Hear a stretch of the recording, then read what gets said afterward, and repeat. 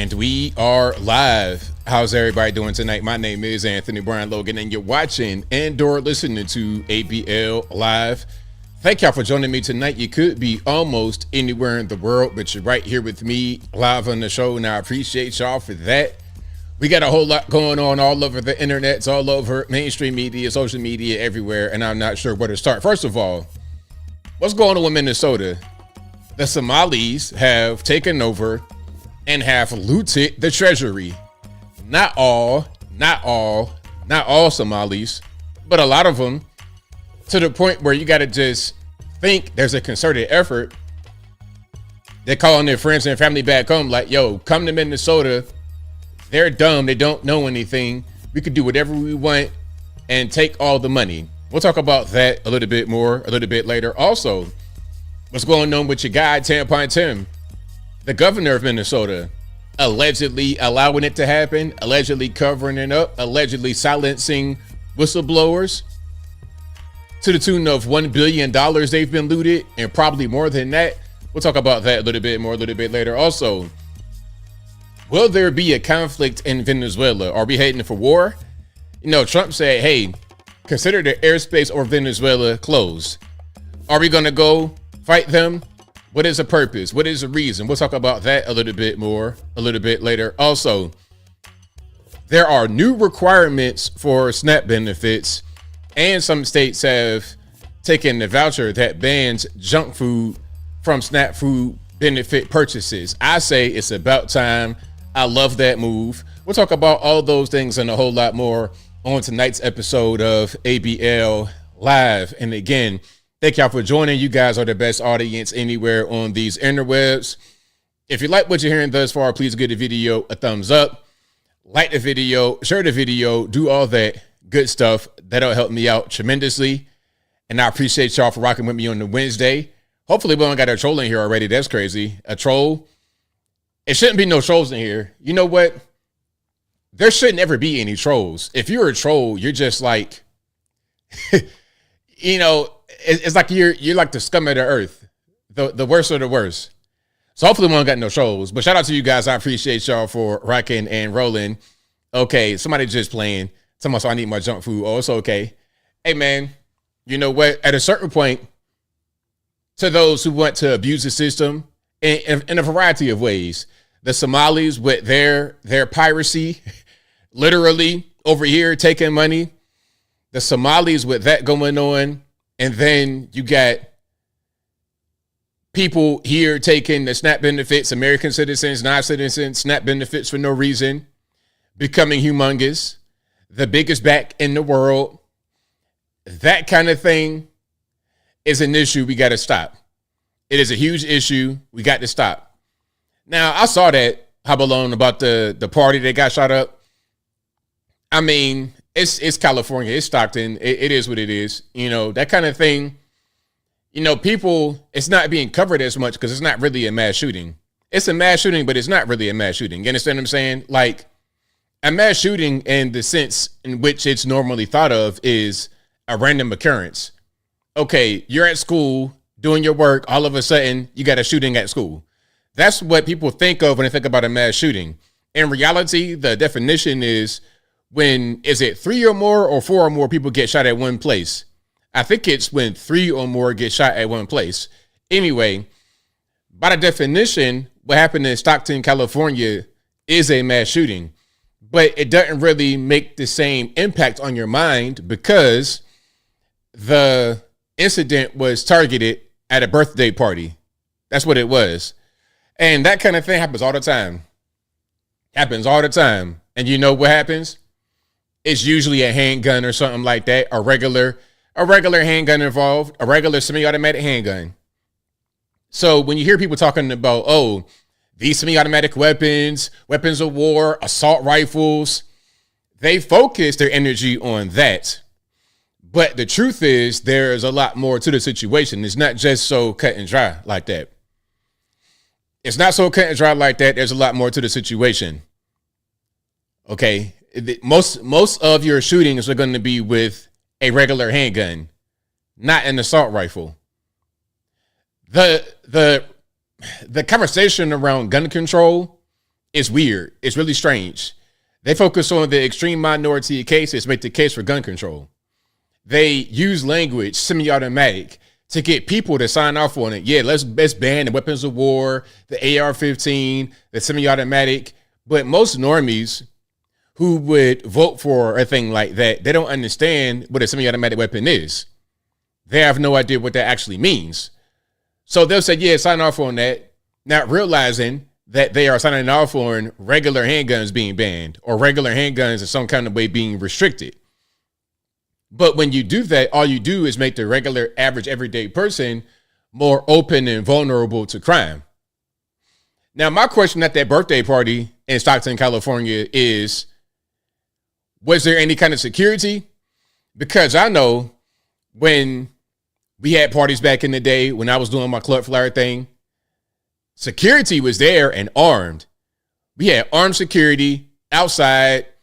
It wasn't really a thing. You could just go in there with a weapon, do whatever you want. And the way that the clubs are set up, they're going to make sure that it's no activity in the parking lot that shouldn't be happening, you know. However, when there are security lapses, sometimes things happen. I've said it before on this channel. I'm going to say it again. There was an incident in the club many years ago.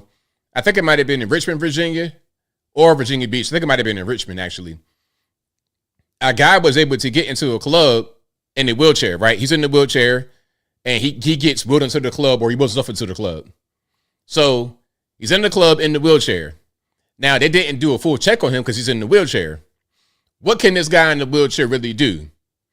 What he did was stand up out of his wheelchair on a dance floor, produce a gun from up under him. He was sitting on it. He produces the gun and shoots somebody right there on the dance floor, kills him. On the dance floor, the DJ cutting it up, all of a sudden, bang. So that kind of thing does happen when the security is not 100% on point. So that'd be my question. What's up with the security? A lot of these issues with the shootings could be prevented with tighter security. I ain't talking about just at a dance or a party, a nightclub. I'm talking about everywhere.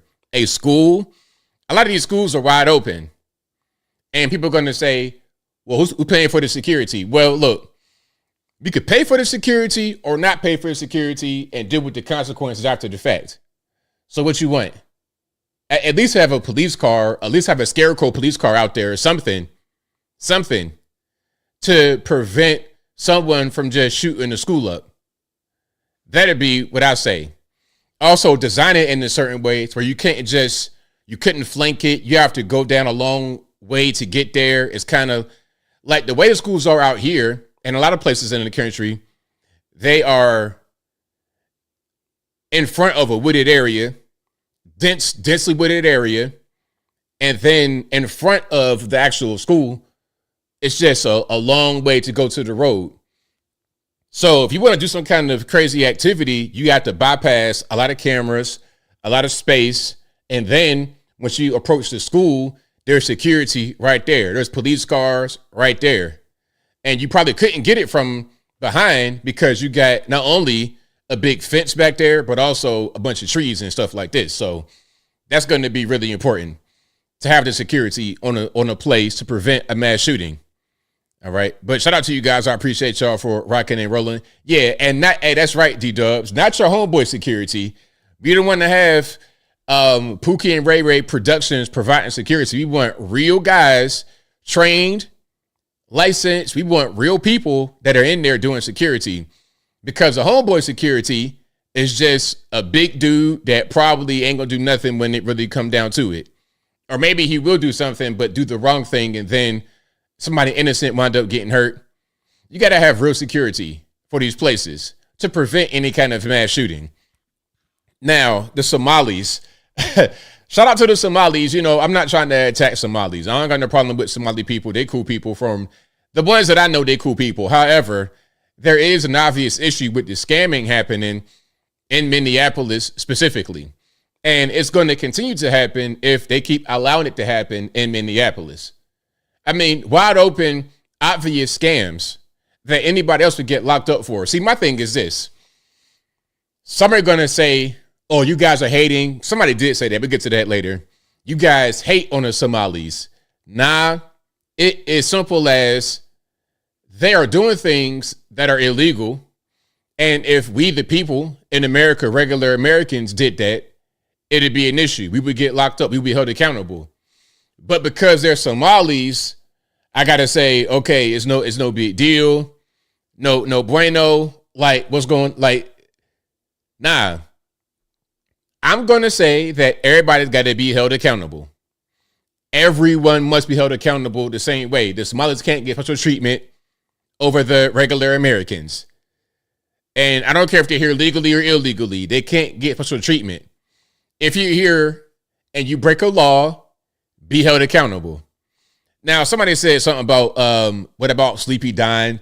So I guess Trump was asleep during some kind of meeting or something. Listen, if you're 80 years old and you work all day and all night, you be sleepy too. A lot of y'all are so lazy, you will call a service to go grocery shopping for you and bring it to your house. Okay, you will call a service to go grocery shopping for you. And y'all young, you be 25 years old calling a grocery store to have them shop for you. When you get the food, you want to pick through it and criticize it. Meanwhile, you got all this energy, able-bodied. You're like 20-something years old. You could go do it yourself. Okay, you could go do it yourself. Those same people will say, ha, look at Trump. He's sleeping. Yeah, he's 80 years old and working a lot. All day, up all day, all night, answering the phone all day and all night. So yeah, maybe he was a little bit sleepy. It's okay. You know what? I'd rather Trump take a little cat nap during a meeting while still getting work done instead of what Joe Biden was doing, the auto pen. Okay, the auto pen situation. I would much rather Trump take a little nap than to deal with President Auto Pen.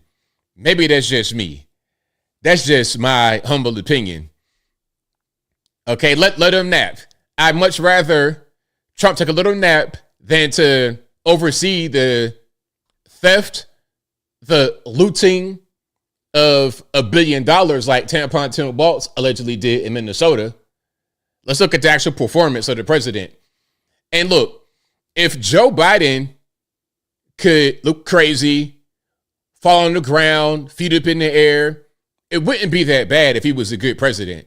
If he was a good president and he making right decisions, I'm like, okay, cool. A little fall on the ground is crazy. You're old, but your mind is still sharp. However, when you fall on the ground, your feet up in the air, you're sleeping in meetings, and your policies are bad, and you're not really the guy in charge, and you're doing the auto pen, it's like, who do we have? We have an empty suit at best, a puppet at best. That's not who I want to be in that role of leadership. And here's something else, though. Let's talk about this. There's a need to produce better human beings in this country. Can we say that and be a little honest? There is a need to produce better human beings in this country. You know, people talking about Charlie Kirk, RIP to my friend Charlie. People say, who's going to replace Charlie, ABL?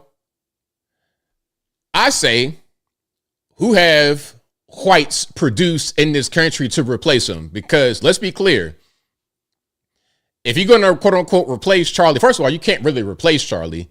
You can't replace him as a person, but there's a void that he left since he's been gone, and someone must fill the void. Who's going to do that? Who has been produced that can fill that? And what I mean by that is kind of a youngish white guy, real smart, ambitious, energetic, ready to make change, real smart, able to communicate and debate. Who's going to fill that vacuum? Who's going to fill that void? And the best you come up with is a Mexican dude, a gay dude named Nick Fuentes. That's all you got. That's all you got. I mean, who else is going to be? Owen Schroyer?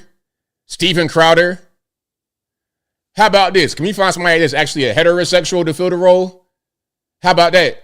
Because if you want to lead these young guys, these young heterosexual men, it shouldn't be some gay dude or a dude that's kind of confused by what he is, Stephen Crowder. It shouldn't be that. Talking about somebody fighting the bisexual demons. Oh, okay. Who's going to be the guy to fill that role? Huh? That's what I want to know. My point behind that whole little diatribe is to say we need to produce better humans in this country, because when it comes time to vote for the president, to vote for a House rep, to vote for a senator, you want to have quality people up for the role. Now, some are going to say, hey, ABL, why don't you run? Well, I'm one guy. Let's say I get in office. Okay, that's just one of me. I need to be able to have a bunch of people that are like me to be able to fill these positions, because if we don't have that, what you're going to have are those like Marjorie Taylor Greene and a lot of the people on the left, the AOCs, people like this. Okay, Elise Stefanik going crazy on Mike Johnson for no reason. We need to produce better humans in this country. And I'm going to make a challenge to the men, to the young men out there. You guys got to take this country and run it. You can't let your mama, your grandmama run it. You can't let somebody that doesn't have a brain in their head run it. You can't let a ridiculous attention seeker run it. You got to run it, and you got to be a true leader. If you don't have that in this country, ain't gonna be no more country. And some are gonna say, look, ABL, it's already over with. It's already done. It's already over with. I don't think that. I have faith in this country. I think there's a lot of life left in this country, and we can make it work, but it's gonna take an effort from all of us. And what it might take, really, for that to happen, for that to come to fruition, is a decline in the standard of living. People gotta struggle a little bit. I'm where I'm at because I've been able to live a life where I had to actually face adversity and overcome it. Some of us have not had that. Maybe you had adversity and were not able to overcome it, or maybe you never faced it and don't know what to do when it happens. Either way it goes, we got an issue. We got a really, really serious issue. Okay, I'm reading some of these comments right quick because I'm seeing quite a few things that I wanted to respond to right quick. Somebody says me. Well, thank you. You know, but again, I'm only one guy. And if we're talking about Charlie specifically, I don't think I would be the guy who would fill that particular lane. I could fill my own lane, but not his lane. His lane is something that he occupied, and I think it's going to be a guy that kind of like him to fill it. Because it goes back to what I said many times when people ask me, why did I get on YouTube? What was my inspiration? What was the motivation for me to get on YouTube? And what it was back in 2015 or a little bit before that, I was trying to find someone that I could relate to on YouTube talking about politics, meaning a black guy or at least a guy, could have been a white guy, whatever, that had a similar life experience as me. So I was trying to find that and I couldn't find it. So I said, you know what? I'll just be the person. And it worked out. I was able to occupy a lane that was not being occupied for the most part. It was desperate need for people to fill that lane. Charlie came in and filled the lane. Okay, young white guy that others could relate to on college campuses, talking their language. It made sense. We could fulfill lanes, and in that lane, we can take everybody who wants to be in that lane with us to conservative values and keep them right there and educate them and build them up. That, I think, is our purpose. That was his purpose. Who's going to fill his lane? You know, it's kind of like Marco Rubio. You got him doing everything. Marco Rubio out here, hey, he got about 15 jobs, right? Like he pretty much a Jamaican Cuban. That's that Caribbean blood, I suppose. You got all the jobs. Well, maybe Marco shouldn't have that many jobs. Maybe Trump shouldn't be having so much responsibility. Maybe we need to have better people who can shoulder the load of responsibility and keep the party going and not get in the way and not be self-serving and not be cutting little side deals without telling anybody. That's very, very, very important. Of course, Fuentes is gay. Yes, he's gay. Yes, he's gay. And you can bet your bottom dollar on that. If it was a stock, I'll tell you to go all in. Stephen Crowder too. Now, Ben Shapiro is cool, but Ben Shapiro is a little bit too niche for a lot of people. And he's not going to have the mass appeal that he would need to fill Charlie's shoes, in my humble opinion. And he's a J. And there's like this big campaign against the Jays right now from some of the unproductive people in the country, for the most part, in my humble opinion. All right. We can all, Kirk, hey, well, you know what? We can all do what he did in our own lives, but we got to be able to do it on the big level. And sometimes it takes people that have really big reach to do it on a big level like that. You know? Yes, Stephen Crowder is gay. He said it. He said, and you can, and if you Google this, be careful. And I've said it before. Be careful if you Google this, because you don't want to Google Stephen Crowder bisexual, because you don't know what you're going to get. Okay, so don't say I didn't warn you, but Google it and you'll find it. He said it on his show, so it's not me just making up stuff. So that's what I'm saying. It's like, all right, can we get a heterosexual? Can we get a heterosexual to you know, be the next guy? Is that too much to ask? I'm just saying. Shout out to the LGBT. Okay, cool, whatever. But y'all not the majority. Y'all are a very small minority that is being given the light as if you are the standard. And I kind of feel like some of these people that you see a lot, they're placed there by certain special interest groups to normalize that kind of behavior. That's what I feel like. When you're watching television, which I don't watch, but when you're watching TV, you're going to get a lot of that. Music, a lot of that. Movies, you're going to get that because there are special interest groups that say, hey, watch this. Hey, try watching this. Try enjoying this piece of content. And they try to get you primed up for it. Then they build up these influencers, or they take people that are already kind of built up and then put money behind them. Hey, watch that guy right there. He's going to be the guy you need to keep an eye on. That's going to be a good guy to follow. All of his characteristics, all of his ways, follow that. And you're wondering why there's a big explosion of LGBT all over the country. It's very simple. Gerald is gay too. Well, I figured that was the case. That's a producer, right? I figured that. Yeah, it's a gay show. They both gay. I wouldn't be surprised if they came out as being together. But look, this is just me talking. Don't nobody get offended or try to sue me. I'm just saying, and for real, I don't know nothing. I'm just a guy in his house talking. So don't take what I say for anything, for gospel. Take it with a grain of salt. But y'all know I'm telling the truth. Ultimately, you know I'm not lying to you. Anyway, but if you like what you're hearing so far, somebody said, how about a woman? No. Okay. Do y'all, now listen, me personally, Candace, I've met Candace, talked to her many times. Candace is a really good person. But I think what's happening here is with the whole Candace drama that's going on, I think it's just Candace grieving and lashing out. You guys ever seen the X-Men animated series, Rate the Comics? When Jean Grey would have some kind of issue, or when Jean Grey would have some kind of trauma or some kind of flashback or some kind of negative emotional outburst, she will almost tear a hole in reality. That's how extreme the scorn was. Her scorn was so extreme, it almost destroyed everything. Friends, enemies, and everything in between. That's what happens when you put women in leadership roles. That kind of thing can go on, and they can't even really help it. It's hardwired. When they face extreme stress or something like that happen, they're going to go crazy. They're going to go butt wild. So what do? Marjorie Taylor Greene, for a long time, she was a great MAGA, went out there and voted the right way, did everything the right way, was out there with Trump. She was like your fiercest warrior.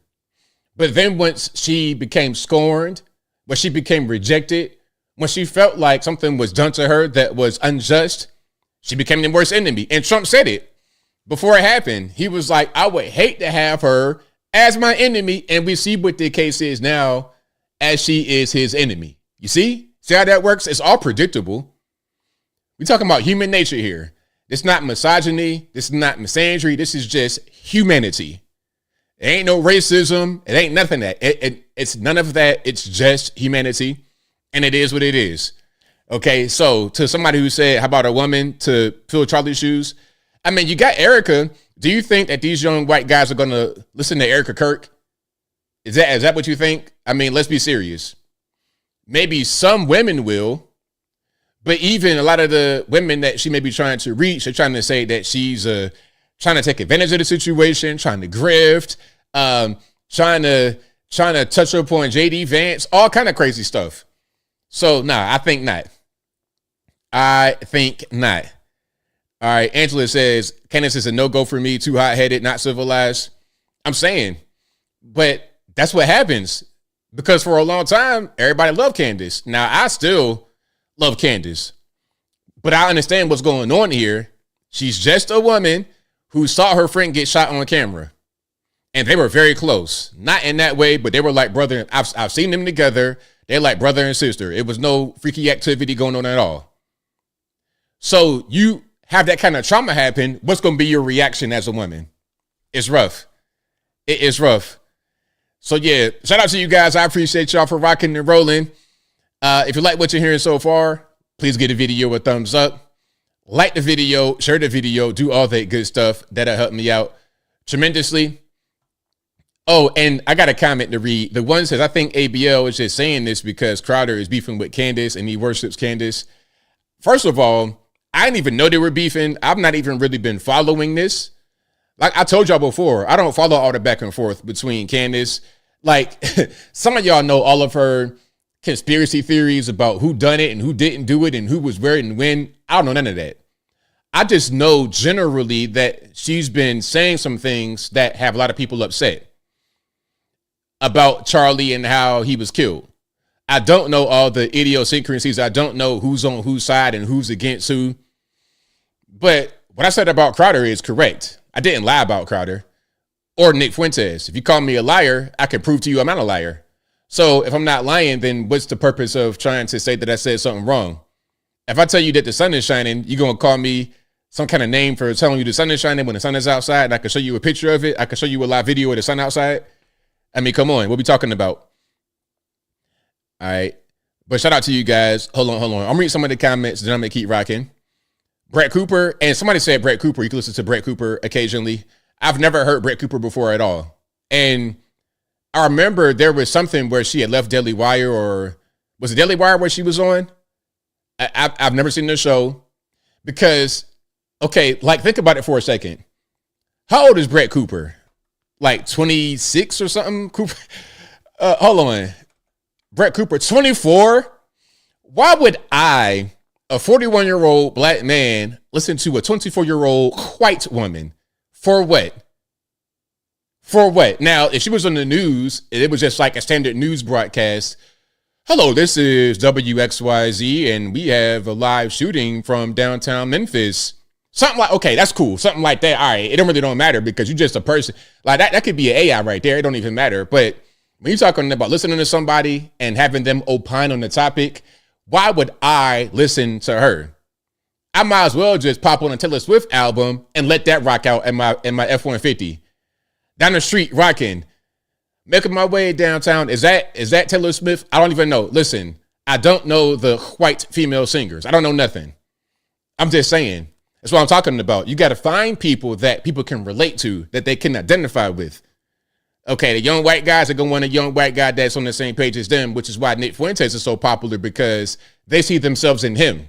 The problem is his rhetoric is leading them in the wrong direction. It's the blind leading the blind.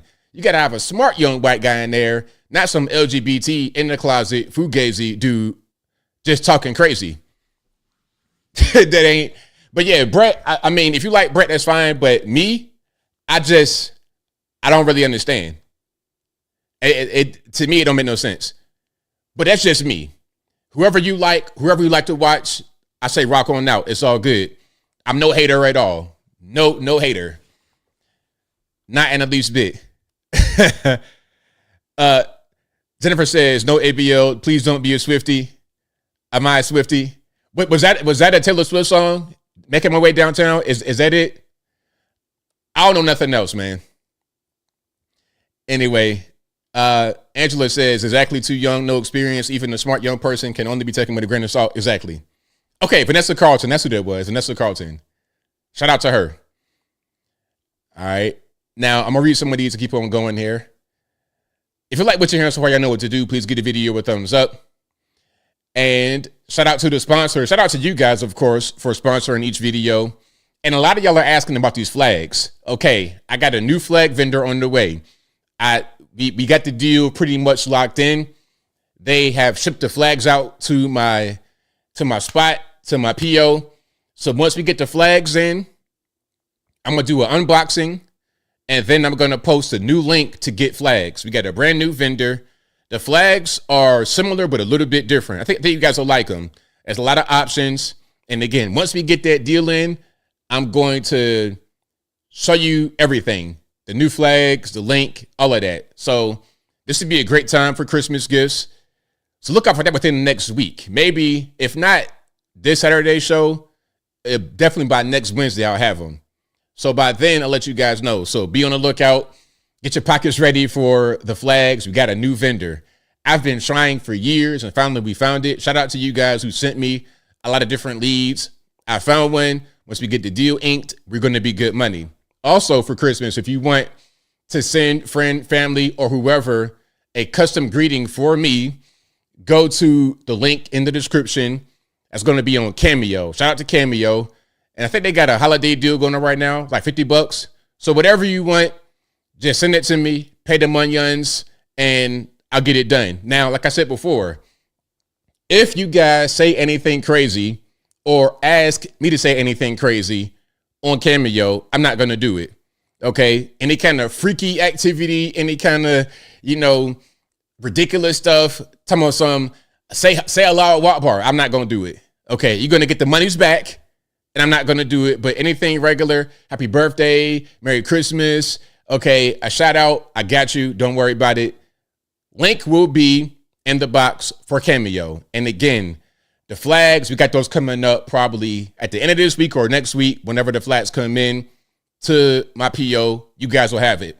Also, shout out to patriotpost.us, your best source of news and information anywhere on these interwebs.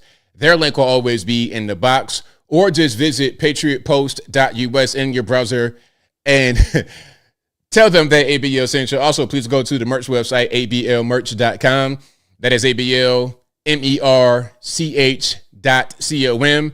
We got the hats, t-shirts, stickers, cities, mugs, and more right there on the website. Again, ablmerch.com, ablmerch.com. Also, please go to the regular website, anthonyblogan.com. That is ANTHONY, the letter B, LOGAN.com. Go to the front page of the website, and for each long-form video that I produce, I write an article with sources from the left and the right and the center, from the Democratic, Republican, politically agnostic, local, national, international, whatever you want, I got it right there on the front page of the website, anthonyblogan.com. Also, please go to the contact page of the website, anthonyblogan.com/contact-us. There you'll be able to find my email address, my email address, my UPS box, of course, my social media accounts, my Facebook, Instagram, Twitter, never going to call it X, TikTok. All my links are right there on the contact page of the website, anthonyblogan.com. And TikTok, momentarily, I had given up on TikTok, and I'm still kind of on the fence, but I got a little bit of encouragement, so I'll try to put stuff on there. So if you follow me there, you'll see an occasional video, an occasional random video, and then at a certain point, it'll be consistent. Uncle ABL is also still in the works. I put out a video about some new shoes I got. So I'm going to do on that channel a lot of lifestyle stuff, a lot of crafts I'm going to build, like woodworking, and also other advice. So please, please, please stay tuned to Uncle ABL. I got a lot of stuff coming. But as I always say, if you think you're speaking to me on the interwebs or not, you're probably not. In the comment section with a 1,000-digit WhatsApp number or a crazy name or something like this, the person you're speaking to will be over in India doing all this jazz with a headset with no shoes on, flip-flops at best, garbage everywhere, okay? It'd be that guy, or it'd be a guy in Eastern Europe, okay, trying to flee the war, trying to get some money out of you, Or it's going to be a guy who might look like me. He might be my twin. They might have found a twin ABL over there. Okay. They might have found a twin ABL, but it ain't going to have my voice. You know how they be. They try to act all American.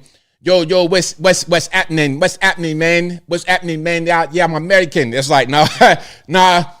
You sound like, you don't sound American at all. You sound like this, huh? You do not sound American. You are a Nigerian, man. You do not sound like ABL. Please stop the nonsense. So please look out for the accents. Look out for the games. Don't get scammed in 2025. All right. SNAP benefits. We got brand new requirements, as I've been saying for a while. Y'all know what it is.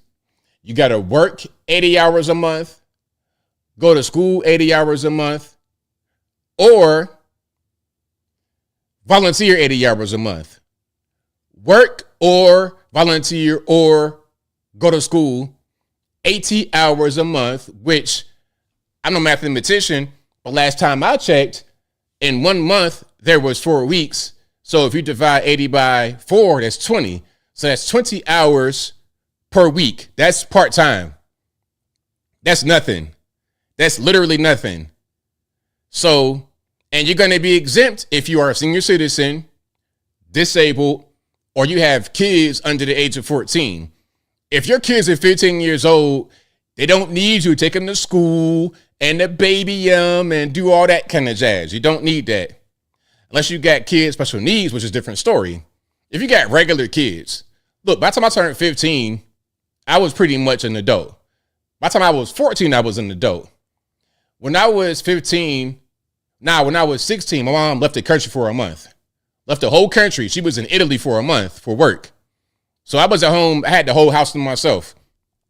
I didn't do nothing crazy. No crazy parties. I would have friends over and stuff like that, but nothing crazy, nothing out of the way, because I was a responsible young man that had been raised right. All right. So if you are a responsible young man who has been raised right, you don't need your mom to be there with you when you're 16 years old. You need to be, and for real, by the time you get to be 14, 15, 16, you need to be working. After school, change right quick. Hey, what I would do when I would come home from school, like 12th grade, and by the time I got to be 12th grade, I was already pretty much grown. I had a car and I was working. My second semester of 12th grade, I had 2 classes. So I get out of school. I wouldn't even go to lunch because I didn't even need a lunch. At lunchtime, after lunch, I was done. I would leave the school in my car, drive home, play my video game for a little while, put on my Old Country Buffet shirt, and go straight to work. And work until close. Okay. I didn't need anybody there to take care of me or try to do nothing like that. So if you have kids over the age of 14, go to work. They don't need you. Check it out. The folks use those EBT cards to go out and buy their groceries. But starting today, December 1st, those new changes, those new requirements mean you've got to look for work. You've got to go out and volunteer certain hours, number of hours each month to keep the benefits going. Otherwise, those benefits could be cut sharply, maybe only 3 months worth of benefits over a 3-year period. That's a big drop off. And you bet big changes like that bringing some big time reaction. Listen to some of this. I don't think it's fair that he do that, but... And you were saying you think it's going to hurt a lot of people? Oh, yeah, definitely. Definitely it's going to hurt a lot of people. Because you never know, you know what? Especially now that we're in the holidays and everybody wants to have a good dinner and everything. And if you don't give it to them, it's going to be really hard. It's very sudden, and it will affect people negatively really quickly. So, and a lot of people don't have the resources to obtain these new skills. So, new skills, what are we talking about? Again, you got the option. You have the option to do one of 3 things. Work 80 hours a month, go to school 80 hours a month, or volunteer 80 hours a month. What skill is required in volunteer work? Do you need to go to school to be a volunteer? What resume are you going to submit to be a volunteer? Okay, I'm going to go outside to pick up trash 20 hours a week. Do I need to get any kind of training for that? How hard is that? Okay. You see that garbage right there on the side of the road? Here goes this little instrument. When you want to pick it up, you just push a little trigger and then push it one more time to pick it up, put it in the bag. Any questions? Okie dokie.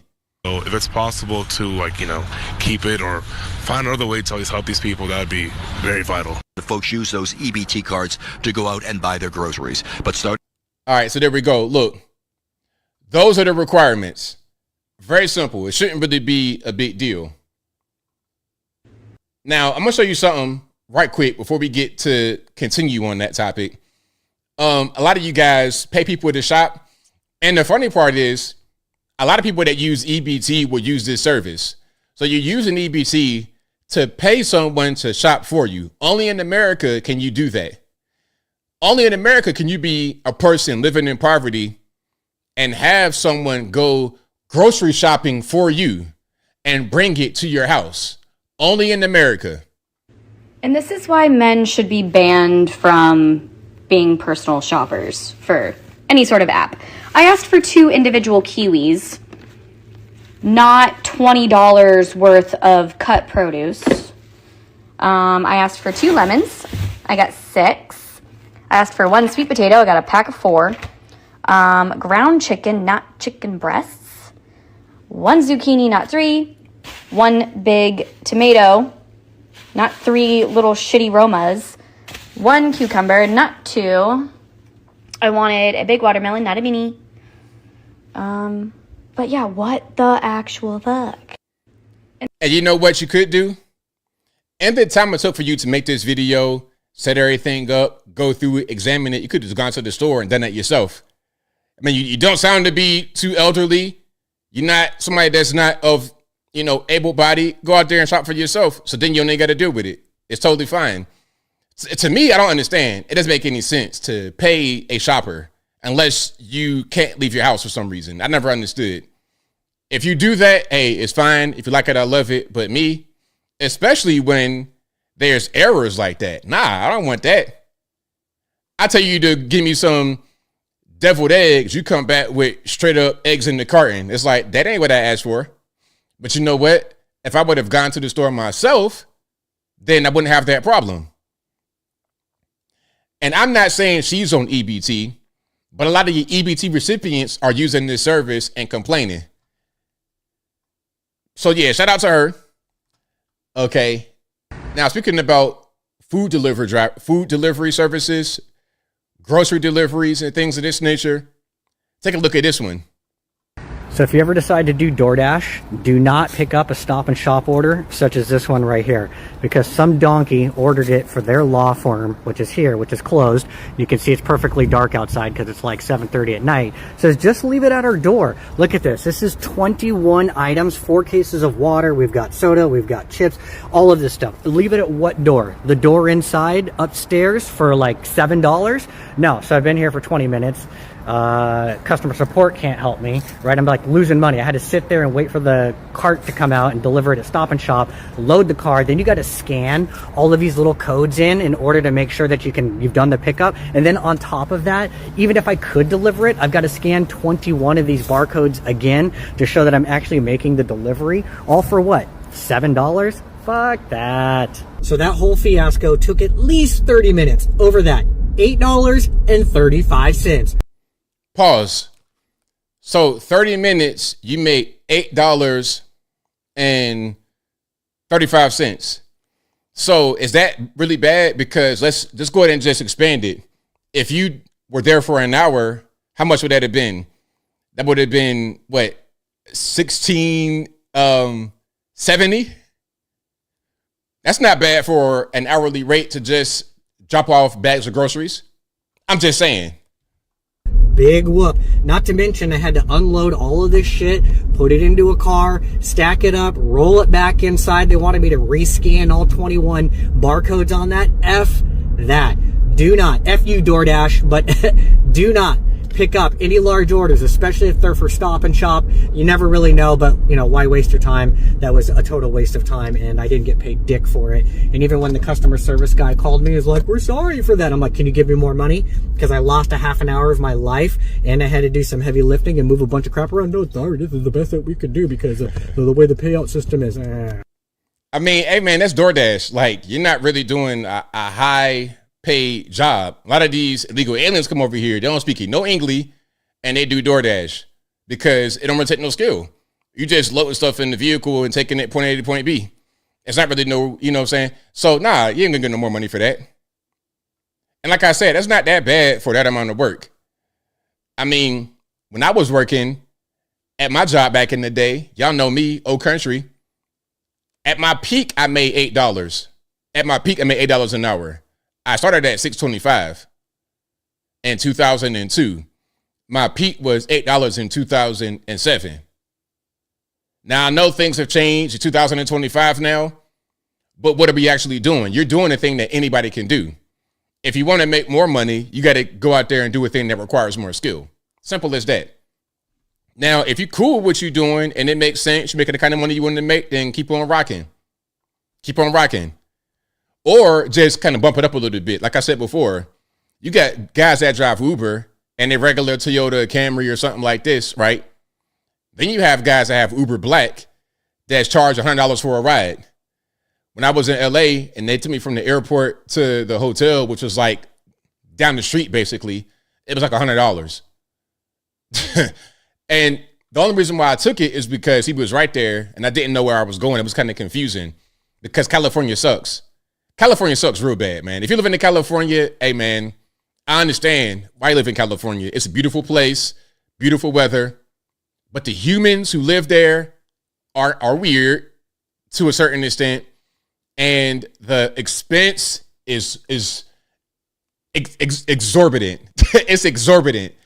Now, speaking about exorbitant expenses, let's look at how McDonald's prices have risen from 2019 until 2025. And I think you're going to find this same pattern with everywhere right around 2020 because of all the money printing. And anybody could have called it. When you print and spend trillions of dollars, the result is going to be inflation. And those at the bottom of the economic ladder will suffer the most, as always. People at the top, they're going to get money. Those at the bottom are not. All right, so let's check it out here. And shout out to these guys. I've seen them before. I don't know who they are. Hey, whoever you, Makeshift Project. Hey, don't give me no copyright, bro. Come on. Come now. This is the internet. It's okay, man. And I gave you a shout out, so don't do that. Guess the difference in price of these McDonald's menu items from 2019 to now. Okay, let's go through them, Brian. I feel like inflation. I feel like they've gone up. First one, you got a medium French fry. What do you think it was in 2019? 2019, I feel like a medium fry was on the dollar menu. Or maybe the small fry was, so maybe slightly more expensive. Let's go $1.25. In 2019, a medium French fry was $1.79. Okay, so 2019, medium fry, $1.79. What do you think that same item costs today, 2025? Let me know.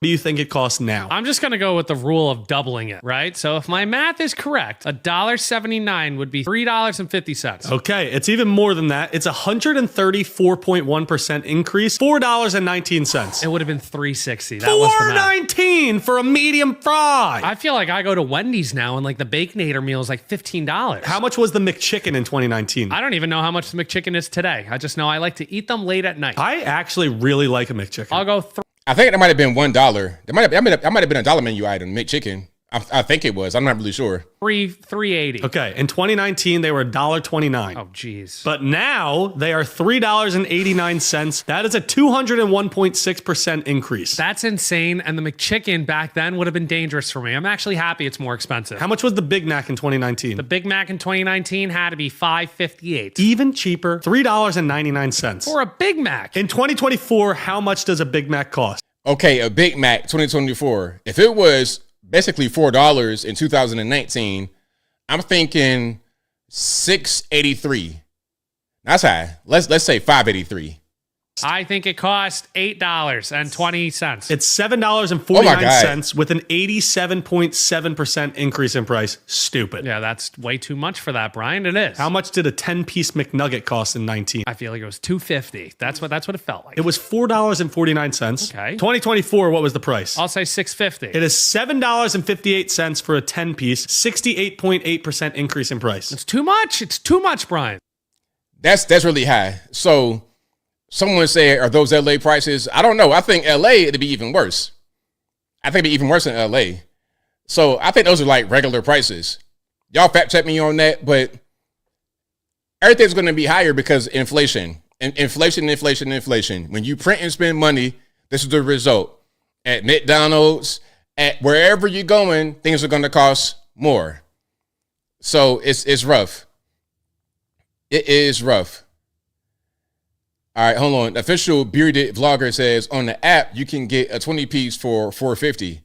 All right, we got it straight from the source. Shout out to you, official bearded vlogger. I've never used the app for a fast food joint except for Chick-fil-A. I had the app for a while, but anything else I never really used it. All right, let's keep on rocking and rolling here. This is going to be, speaking about Chick-fil-A, I might have played this before, but I'm going to play it again. Now, this has got to be some of the biggest back activity. Some of the biggest back activity ever. Now, is this AI? I don't think it is, because I've seen this quite a bit. Hold on. Let me make sure I'm doing the right thing here. Hold on. Self-driving delivery. Let me see. Yeah, well, they do have these. Hold on. Let me put it on the screen right quick so we can see what's happening. It's Chick-fil-A testing autonomous delivery in restaurants in 2022.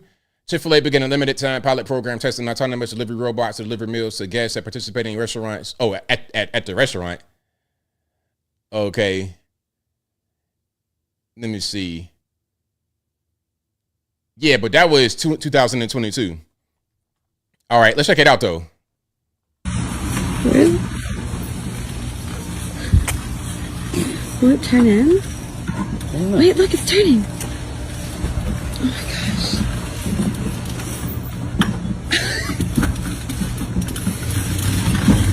Oh my god. Where's it going? What do you do? To retrieve your order, hold your phone with SMS order code on the inside panel. The door is open and closed. It's so cute.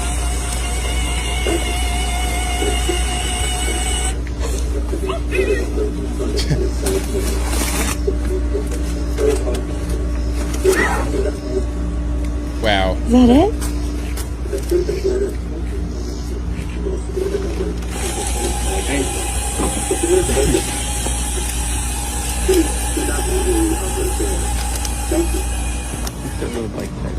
Bye. So what do y'all think?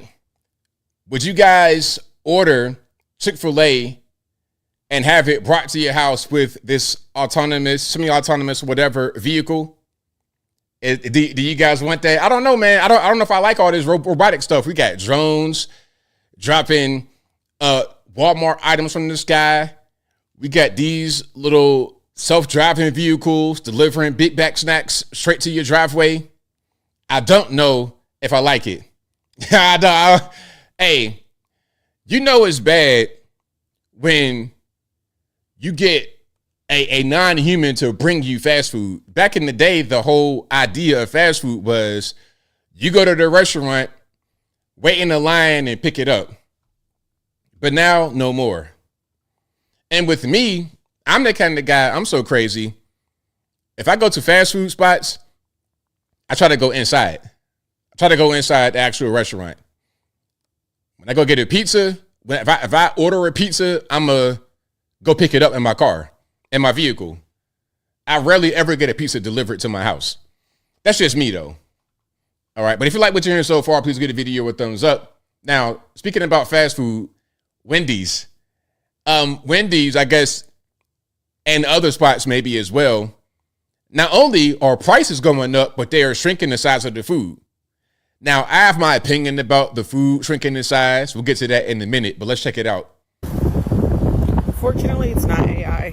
I just wanted to come and prove it to y'all. Sweet and sour is gone. Yep. What in the world? You want to try the CTE? Okay, let's see. I grabbed this for perspective, you guys. Let's see. So you see the little drink lid right there, okay?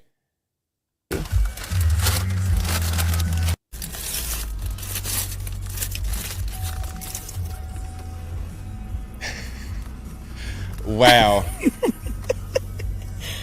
For a little baby. Yep. Wow. Same exact size of it.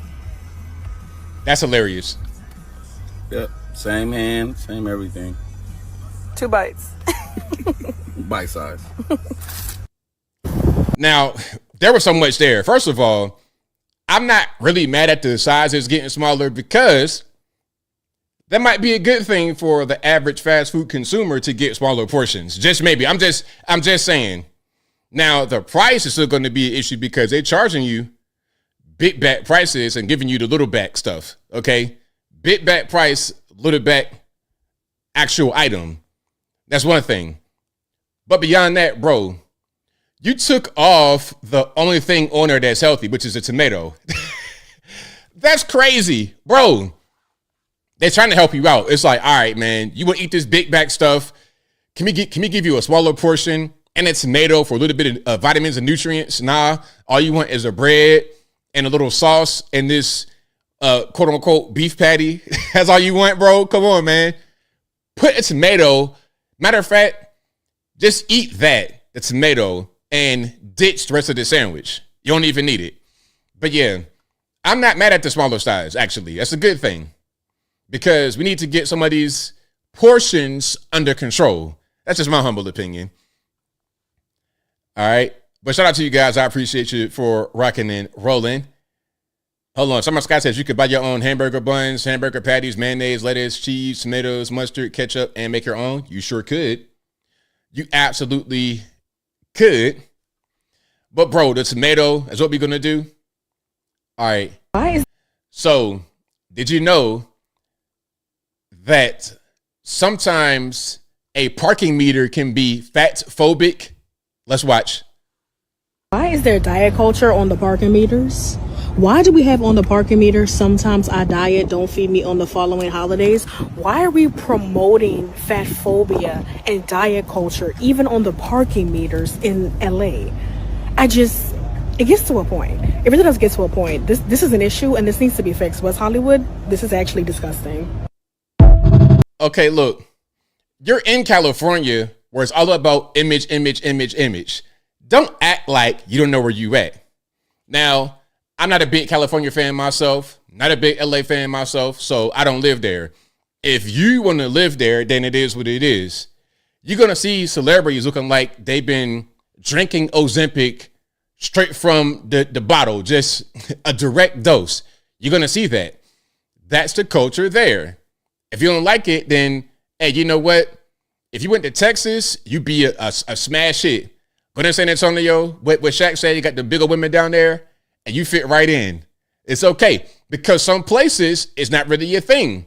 You could be a bit back and live in peace. But Los Angeles, nah, they're not really on that. It is what it is. So, yeah. And it's not fat phobic to say that talking about diets and stuff like that. It's actually a pretty good thing. I'm not really a California guy myself, but dieting, it's not a bad thing at all. It's okay. It is totally fine.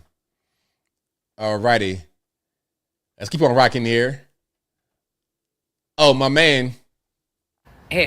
Now, I'm not quite sure I believe him. But he said he went to Wally World. This guy went to Wally World and purchased an item with cash. Then he got a follow-up email from them talking about, hey, you want to review that? He got a follow-up email from Walmart asking if he wanted to review the item he just purchased in cash. Let's watch.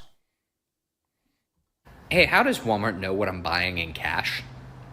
I got an email from them this afternoon that says, hey, can you rate this product that you purchased recently? And I did purchase that product recently from Walmart. I bought it in cash. right? I walked to the electronics section and bought a USB charging cable with cash and then walked out. And I know that the first, you've already started typing. It's the Walmart app on your phone, you moron. That is a fair assumption. I do not have the Walmart app on my phone. I've never had the Walmart app on my phone. And further, I did not have my phone with me on this trip. Here's how I know I didn't have my phone with me on this trip. I remember specifically talking to the employee in the back of the electronics section and trying to explain specifically which USB connector I was looking for. And I couldn't explain it well. And so I tried to pull my phone out to show the gentleman what I was looking for, and I didn't have my phone on me. And so I had to continue my game of terrible charades and torture this poor guy until he finally was like, well, look, here's what we've got. And then I was able to find what I needed. But the point being, my phone was not on my person. I don't think I even had my headphones on my person. I didn't have any electronic devices on me. So how does Walmart know what I purchased in cash? Now, that's a really good question. First of all, I'm going to just assume that you're telling the truth. Maybe you are, maybe you're not. But for this, I'm going to just assume you're telling the truth. They got your facial recognition. Okay, they've seen you before. You've been to Walmart before. You've purchased things with your app or with your Apple Pay or your Google, whatever, your credit card. And when you go to the kiosk, the little self-checkout, and throughout the store, they are looking at your face. So they're going to link your face to your card. And when you use your card, it's going to recognize your face.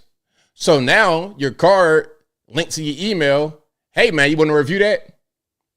That's kind of what I'm thinking.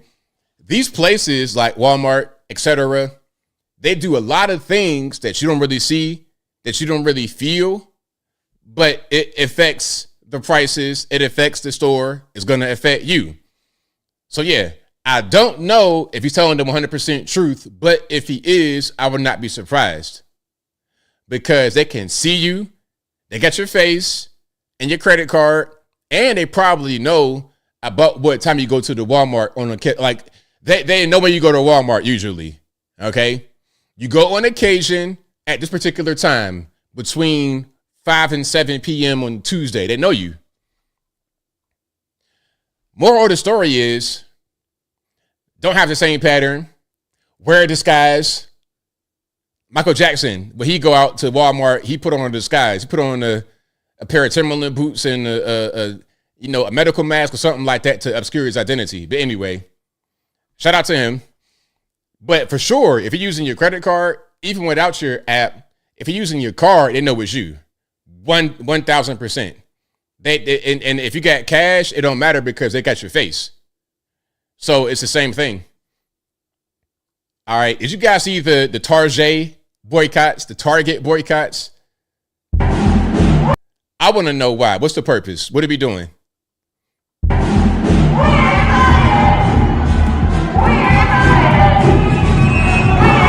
We're outside of Target in Washington, D.C. on the biggest shopping week of the year, calling on a boycott. We totally shut down this Target.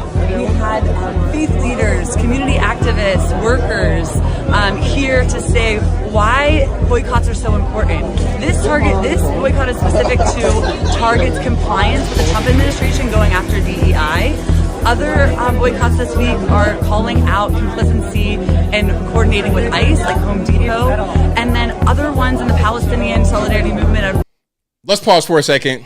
Can we pause? I want to address the elephant in the room. The elephant is humongous. The elephant is taking this entire room up. The elephant is so big, the hind part's right on my face and I can't even breathe.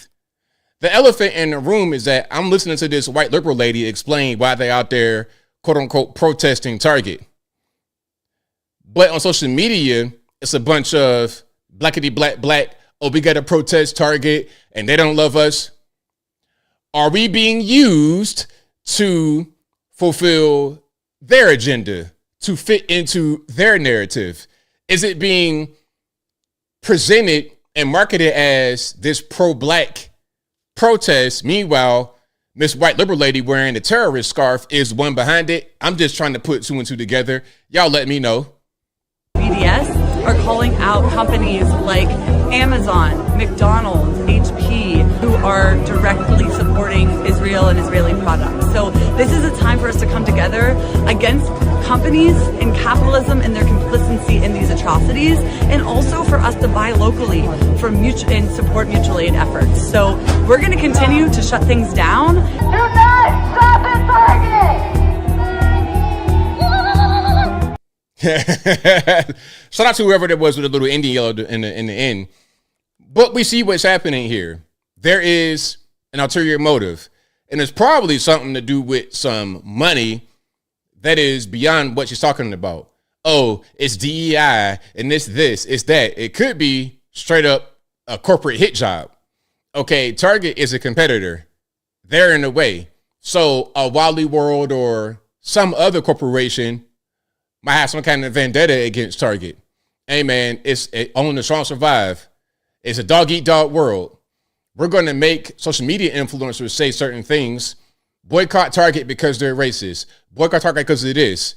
And then if they lose any kind of money, it'll benefit whoever set the protests up. And it could be to go ahead and try to get some of that Target stock kick if it dips. You get a protest, Target stock dips, and you buy the dip and you make money on the end. And those who were out there protesting got nothing in return. Maybe if they did enough protesting, their local Target, which has been plagued with drama and crime and violence for a long time, could go ahead and close, and it won't be no big deal because everybody was already protesting. But anyway, shout out to anyone who protested Target. I did not join in. I did not join in. If I got to go to Target, I'm going to go to Target. I don't care. All right, it's just that simple. But anyway, if you like what you're hearing so far, please give the video a thumbs up. Like the video, share the video, do all that good stuff. That'll help me out tremendously. All right, let's keep rocking here. Now, speaking about Target, Black Friday, food stamp benefits, all that good stuff, let's take a look at this particular video of a guy saying, hey, I need my SNAP. I need my SNAP. But then you go on the Target, Walmart, etc., throwing the fisticuffs. I just want to know how people went from I can't feed my family, I need these food stamps, to fighting and Black Friday for items that you can't purchase with food stamps. Seems like you have way more disposable income than you want to acknowledge. Square. I'm just saying, if you're able, I'm sorry for the freeze frame, bro. If you're able to be fighting like in the streets, if you're able to put them up, if you're able to do all that in the streets on Black Friday, obviously you don't need the food stamp benefits. Or maybe you do, because it's not about the food. It's not about, oh, if I don't get this, I'm going to starve to death. It's not really about that.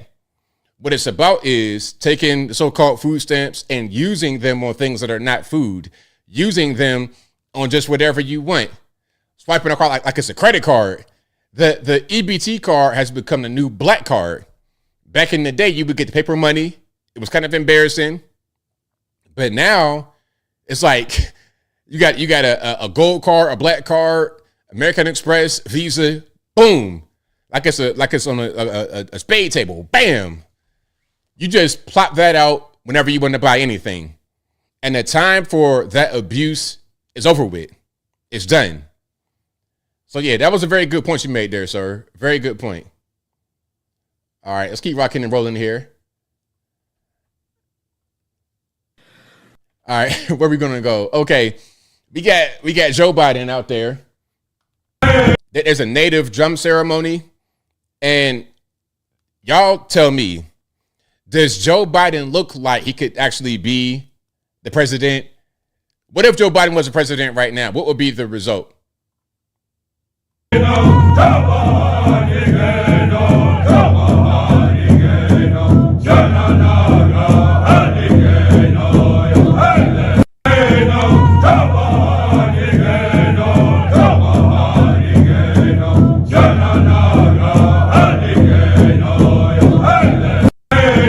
right, there we go. So we see our former president, Joe Biden, looking very healthy, virile, strong, alert, all the above, right? Okay. I'm just playing, obviously. Now, here is, hold on. This is going to be Trump taking a little church nap, I would say. Those church sleeps be the best. And a little church nap while you're kind of awake, but you got your eyes closed. The classic, I'm resting my eyes. Let's watch this. War started, it never would have happened if you'd been president. But this war is going on, and the president is trying to end it, not because, listen, we got a million things to focus on in the world as a country, but he's the only leader in the world that can help end it. And that's why even as we speak to you now, Steve Witkoff is in Moscow trying to find a way to end this war, to save lives of 9,000 people, Mr. President, as you know, are dying every week. More people were started. And look, he ain't sleep. See, he ain't sleep though. Oh, ABL, what about when Trump was sleeping? What about when Trump was, he ain't sleep. He's fully aware of what's going on. Okay. He just chilling though. He got, got the eyes. He's just resting. Okay. But still conscious. Okay. You see the eyes open right there. Okay. Eyes open. And then Marco's talking and he's just letting them do his thing. Eyes open to go, okay, I'm here. I'm aware. And then wait for it. You're going to see him. Kind of like, yeah. Yeah. He good. Don't worry about it. It's totally fine. And you know what? He feels comfortable being able to do that with Marco right there. It's like, look, Marco, you got it. Marco, you got it. It's okay. I like Marco Rubio a lot. He does everything. He's high energy. He's sharp. I like Marco. If the presidency were at the election 2028 were today, and it was between JD Vance and Marco, if I could pick, I would say Marco. I like JD, but I like Marco better right now. So yeah, he ain't sleep. He was totally 100% like, yeah, I've been there before. You kind of on the couch, so your uncle talking to you or something like this, or your nephew coming in there. Yeah, that's what you do. So yeah, shout out to Trump. Shout out to Marco. Shout out to everybody. All right, let's keep rocking and rolling here. All right, this young lady says she lost her grandparents to Fox. She lost her grandparents to MAGA, okay? Let's take a look. Way I should be seeking. And RIP in advance to the headphone users. Let me turn them down a little bit. All right, there we go. The way I should be seeking financial compensation from Fox News for the brain damage it has done to my grandparents is crazy. I don't have a relationship with either my grandparents, my grandma, or my grandpa at all anymore because of politics, because of that fucking orange kitty caresser in the White House. And I'm not even kidding you. We don't talk at all. No Thanksgiving, no happy Thanksgiving, not a fuck you, not a love you, nothing. We can't even be in a room with each other because we will physically fight at this point. It's gotten that bad. You're going to fight your grandparents? Is it really that serious? Is it that serious? I mean, come on now. Come now.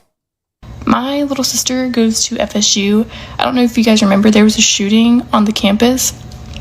She's still on lockdown. My grandpa is texting her, it's the communist agenda, it's the liberals' fault. She's on lockdown because someone is shooting on her campus. Doesn't know if her friends are okay yet. Mind you, it turns out the shooter was a MAGA guy. There's a picture of him in a MAGA hat. Hang on. The usual suspects. And this is the unhinged ass text he sent. You could pause to read if you want. Fucking insane. Okay, it says, I'm glad you were safe, but this is what happens with the communist indoctrination of our schools. They have destroyed the value system, etc. I mean, is it that bad? Really? I mean, Pawpaw and Mama might not know all the facts of the case. I mean, come on now.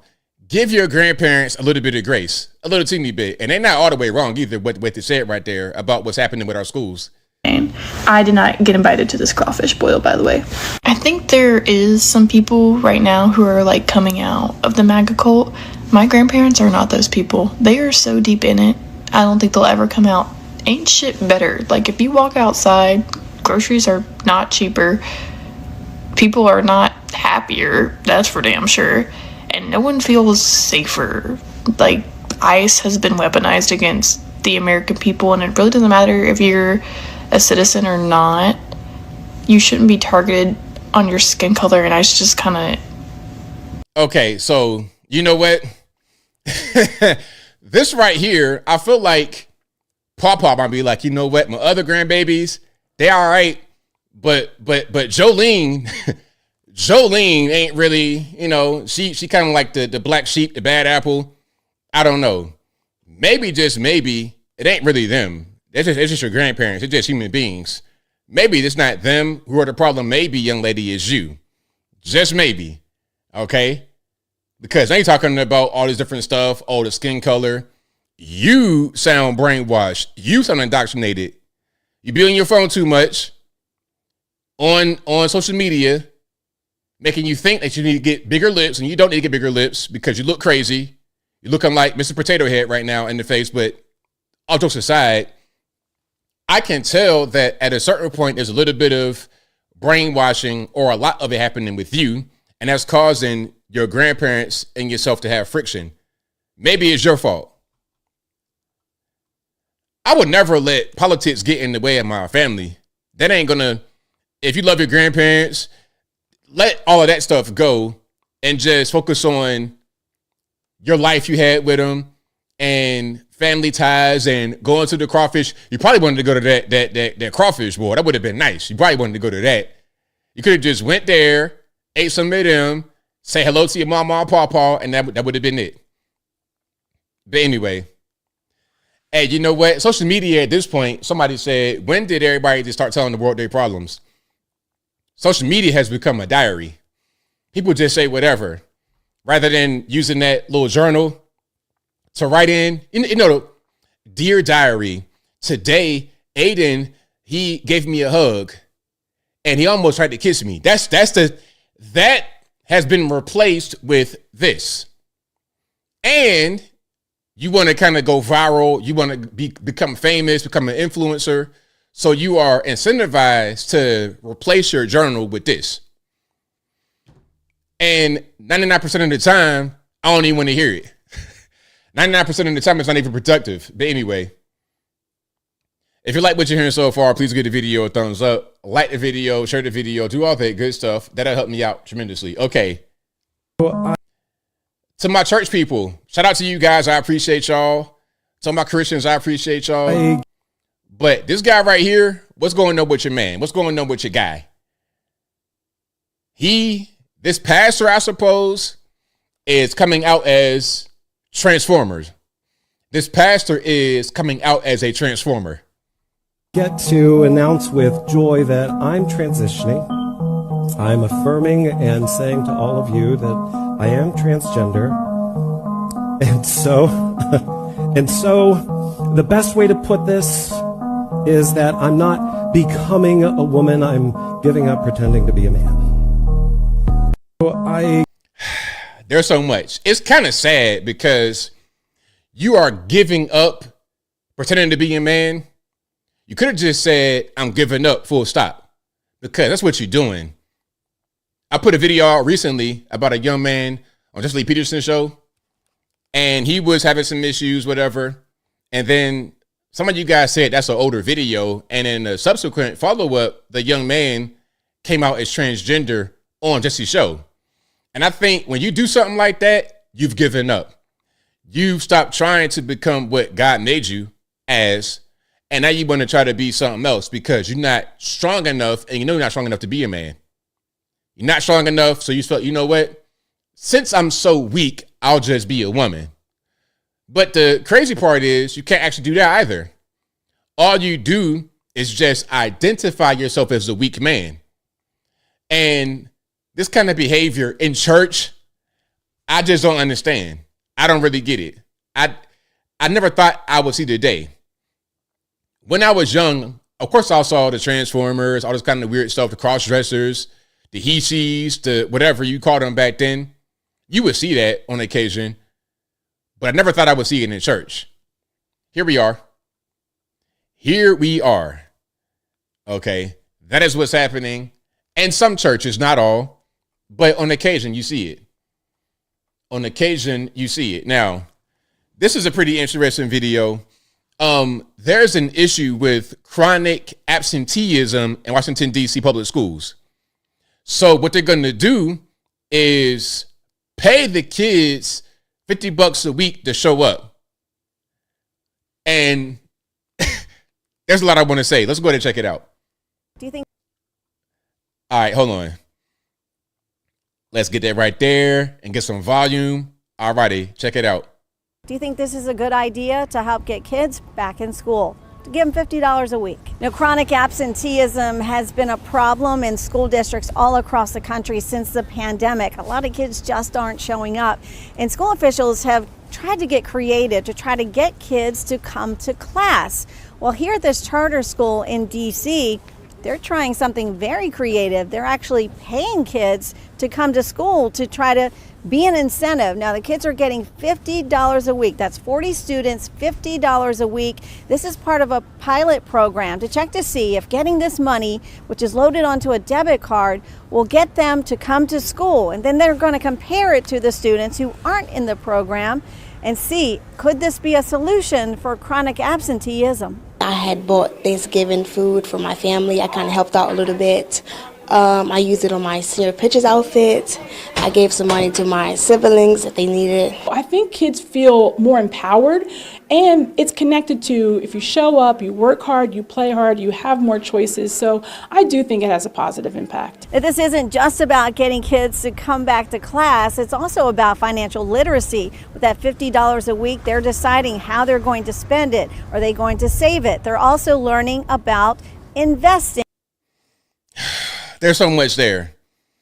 First of all, paying kids to go to school is not going to help if they don't care about education. If they care about education, there would not be a need to pay them to go. All you're doing is boosting your numbers, maybe to get more money from the federal government. Okay, if you have chronic absenteeism happening, maybe you're not going to be entitled to certain benefits. Maybe it looks bad on you. The data looks bad. You're not actually helping them learn more because they got to have a desire to learn. They could show up to school because they got paid, but if they don't really care about learning, then what are we talking about? I did not see in that report them talk about what kind of grades need to have. They didn't say we're going to pay them $50 a week, $200 a month to get straight A's. It didn't say that. They could go to school and get straight F's and still get paid. Is that what I'm hearing? If that's the case, it makes no sense. Either way it goes, it makes no sense. School should be seen as a privilege. It shouldn't be seen as something that you have to get paid to go do. It shouldn't be seen as a chore. It should be seen as a privilege. When I was a kid, I saw it as a privilege because I knew I needed education to get out of the hood. But them, they don't even really care because education is not prioritized. Their parents don't care. They don't care. And you got the best teachers in the world, but often you don't in a place like DC. But even if you did, it doesn't matter because the kids don't care and the parents don't care. I showed you that board. Remember that many years ago? I always talk about it because it's like right here. Look, there are certain stories I cover. They're like right in the front of my, right in the center of my forehead, a little red dot, the little Indian space right there. That's where they be at, right? The story was in Augusta Fel Savage High School, Baltimore, Maryland, supposedly some kind of gifted school or magnet school, something like this. Anyway, out of 120 kids in the graduating class, a boy had a 0.13 GPA, and that was enough to rank him 60 out of 120 in the graduating class. If you got a school like that, what's the point in going? You're not learning anything. The kids don't care. He's not even really going to school at that point. The parents don't care. They show his mom. The boy's mom, clueless. Oh, I had no idea he failed 3 grades and he was still in the 9th grade at 18 years old. You go in the boy's room. He got video game, Jordans. I didn't even know what Jordans were until I got to be in high school. I had no idea what that was. What's Jordans? What's that? All I ever had was a pair of black DCs, black Air Force Ones. That's it. One pair, because my feet got too big because I was growing. That's it. But I never had to get paid to go to school. I never had to have somebody make me go to school. I had a passion, a desire, a yearn to learn. These kids don't. They don't care. And you know what? I got a perfect video to kind of put a cherry on that right quick to make that point. Now, this guy was in Baltimore, and it's a classic clip. I know you heard it before. The guy right, and it's a really grainy video, but the guy right there on the left with the yellow tie, that's the mayor. What's his name? Brandon? Hold on. Brandon Scott, that's the mayor of Baltimore. Listen to this. We said take a village to raise a child, but what if the village is retarded? What you think it's going to produce? We said take a village to raise a child, but what if the village is retarded? What you think it's going to produce? Exactly. Exactly. And that's what's happening. Parents don't care. The kids don't care. And if that's happening, it don't matter if you get great teachers or bad teachers. There'll be no learning happening. The money you're trying to give these kids won't help them in the least bit. Okay, now let's stay on that same subject of education. This teacher right here says she is concerned about the future of our children because there's some serious skill problems that they have. Check it out. Now that I am no longer a teacher, thank God, I can finally say the things that have been on my mind all school year. Okay? As somebody that taught high school and basically educating our new young adults, we should all be scared. Every last one of us should be scared. These kids cannot read. They cannot write. There is no type of comprehension skills, no type of critical thinking. They cannot do anything on their own. They expect everything to be taught to them.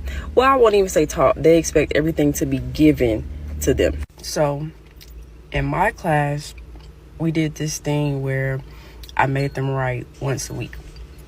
So they would have some type of assignment where they would have to write at least a paragraph, meaning 5 sentences. 5 sentences. The amount of assignments that I got in with 1 sentence, 2 sentences, the amount of complaints I got with the whole 5 sentences, that's too much. Can we do 3? Isn't 3 considered a paragraph? Oh, baby. Pause. Now, that right there is a familiar complaint. I heard that a lot when I was in school from some of the kids. And those are the kids who couldn't read. And when I hear it now, I'm not reading all that paragraph. I'm not writing the whole paragraph. I'm not reading all them paragraphs. Whenever anybody says that, I know they can't read or they got a problem with reading. Reading is a fundamental skill. I saw a video, the dude said, reading is not important to teach kids because they're going to be a business owner. What? How are you going to, if you don't know how to read, you are lacking the most basic and fundamental skill in this society, in this world, I would say, is the ability to read. You got to know how to read. That is key. And when kids have a problem writing a paragraph, an essay, a 1-page paper, that's an essay, like 1 page.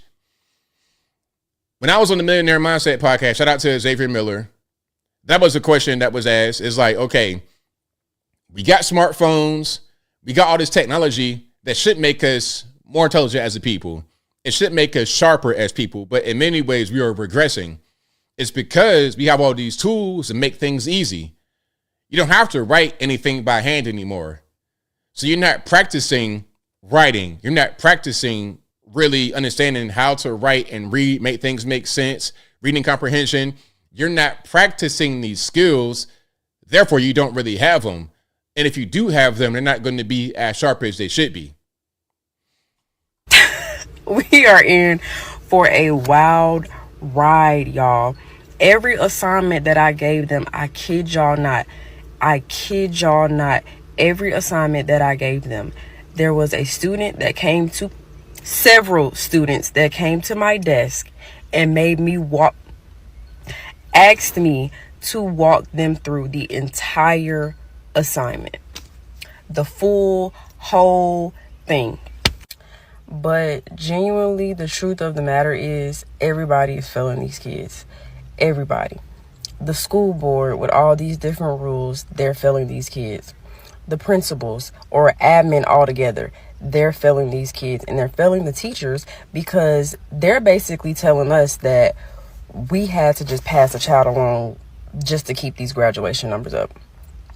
So let's pause right there. Now, back to the whole thing about paying the kids to show up, $50 a week. Are you really educating them more? Are they becoming smarter? Do they now know how to read all of a sudden? Or are they just going to the actual building and showing up? It does well for your numbers. Hey, you getting an increase in your attendance. Congratulations. But the kids are not going to benefit, actually. You benefit as a teacher or the school if you're working in a place where the numbers matter, but the kids don't benefit. Again, it goes back to the parents. If you got bad parents and they don't care, or the parents just are not able to, and even worse, what if you got immigrant parents and they don't speak no English? Hey, you know what? I was at a fast food spot a while back at the McDonald's. Shout out to McDonald's. In front of me, there's a woman with her daughter or a granddaughter or something like this. The lady driving don't speak no English at all. Her granddaughter got to be like 5 years old, and she is translating what the mom wants to the lady at the actual through the drive-through. So if that's happening, what can those parents or the grandparents teach the daughter about education here in the States? You don't even speak English, so you're not gonna know how to read English. You see? It's rough, man. It's really rough. And then what if you got a classroom where you got different languages spoken? You got Spanish, Portuguese, English, you got Chinese, you got somebody that speaks some random obscure language from the middle of nowhere. Okay, you got an Uzbek in there speaking some kind of crazy Phoenician type stuff. You don't know what's going on. How can you become educated in an environment like that? I don't see how it's possible. All right, but if you like what you're hearing, so far, you know what to do. Now, speaking about people not speaking no English, okay, you have Crystal Ball here. Yes, that's her right there. Man, hey, time is so unkind. But anyway, she's saying, how can you be an ICE agent and at the same time be brown? Do you hate yourself? Let's watch. She said she had it with our minorities in ICE. I mean, that connects to this, right? Yeah. But not only do you have no moral compass, and how many times have you seen these guys? They've got their masks on, so you can't see their whole face. But what you can see, it's like a brown skin tone and a dude who looks like his last name is probably like Lopez or Hernandez or something. It's like, what is wrong with you? Not only do you not have morality, apparently you don't have self-preservation. I mean, these people hate you. They hate you. They hate your family. They hate your kids. They hate your future grandkids. They don't think you belong here. You're not a quote unquote heritage American. You're never going to belong. And you're the one implementing the violent force against your own community. I just can't wrap my head around that. Something else you... All right, there we go. So that's Crystal Ball. There's a lot I want to say. Okay, hold on. There's a lot I want to say. First of all, just because somebody's quote unquote brown does not mean they're here illegally, nor does it mean that they appreciate those who are here illegally. And being illegal does not mean being Mexican. Being illegal means being in the country illegally. It don't matter where you're from, what color you are. You could be black, white, Puerto Rican, Candy stripe. It doesn't matter. If you're here legally, you want to protect this country and get those out who are here illegally. When you say they hate you, Who are you talking about? And who is you? What are we saying? You're conflating different things. You think some people are racist in the country. Okay, congratulations. So what? What does that got to do with me? I am defending my country from illegal people. I am enforcing the law. So you know what?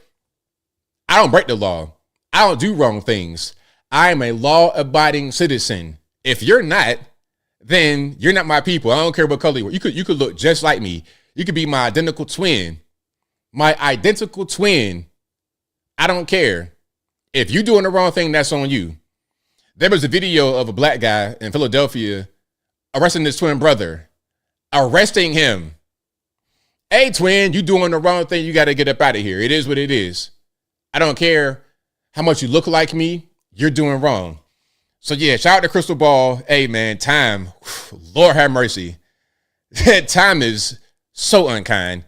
But anyway, let's keep rocking and rolling. Oh, something else I wanted to say.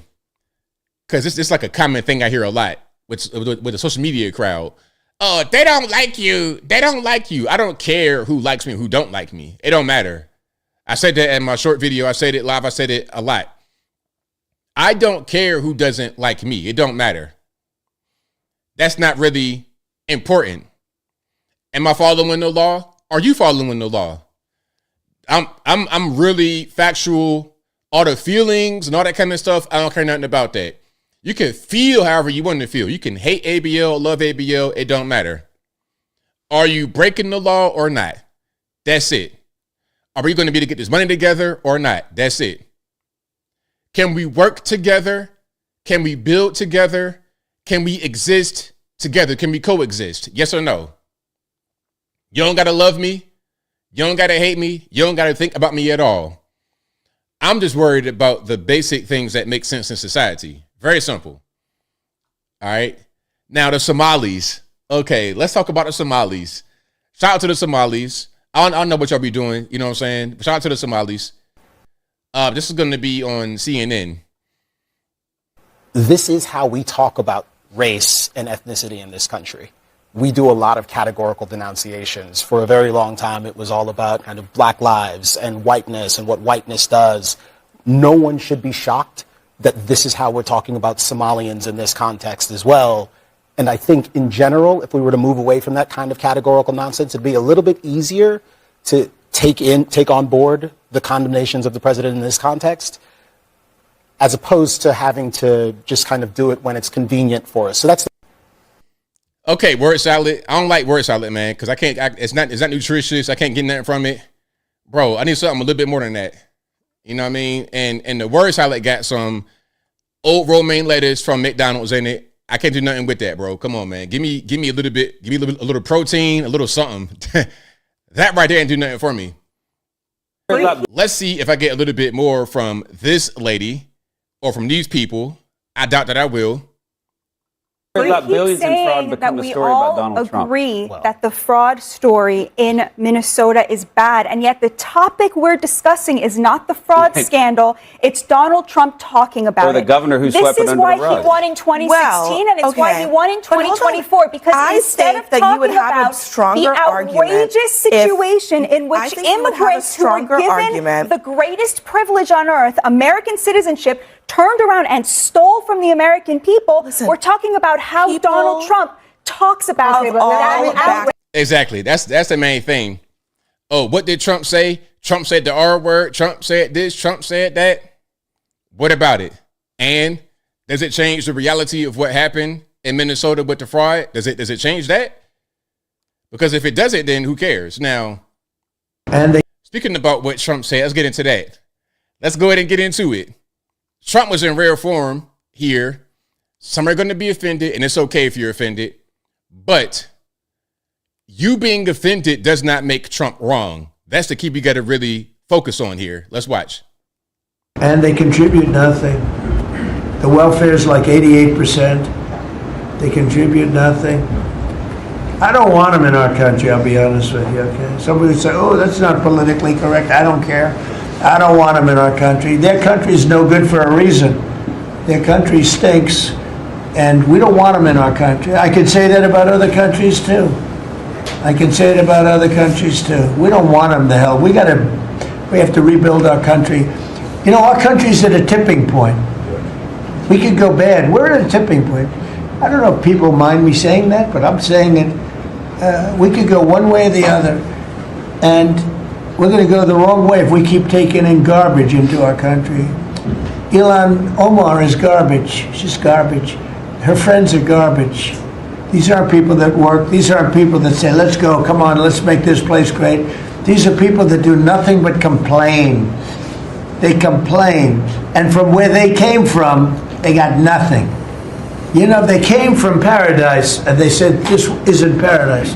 But when they come from hell, and they complain, and do nothing but bitch, we don't want them in our country. Let them go back to where they came from and fix it. Thank you very much, everybody. Right on, President Trump. I agree with you 100%, 1,000%. Listen, if you're going to do all that complaining, all the moaning, all the, if you're going to do all that complaining, why are you here? The place you left isn't even the country. There's no functioning government. You guys are living in horrendous conditions over there. You were able, by the grace of God, to come to America. You got to appreciate it.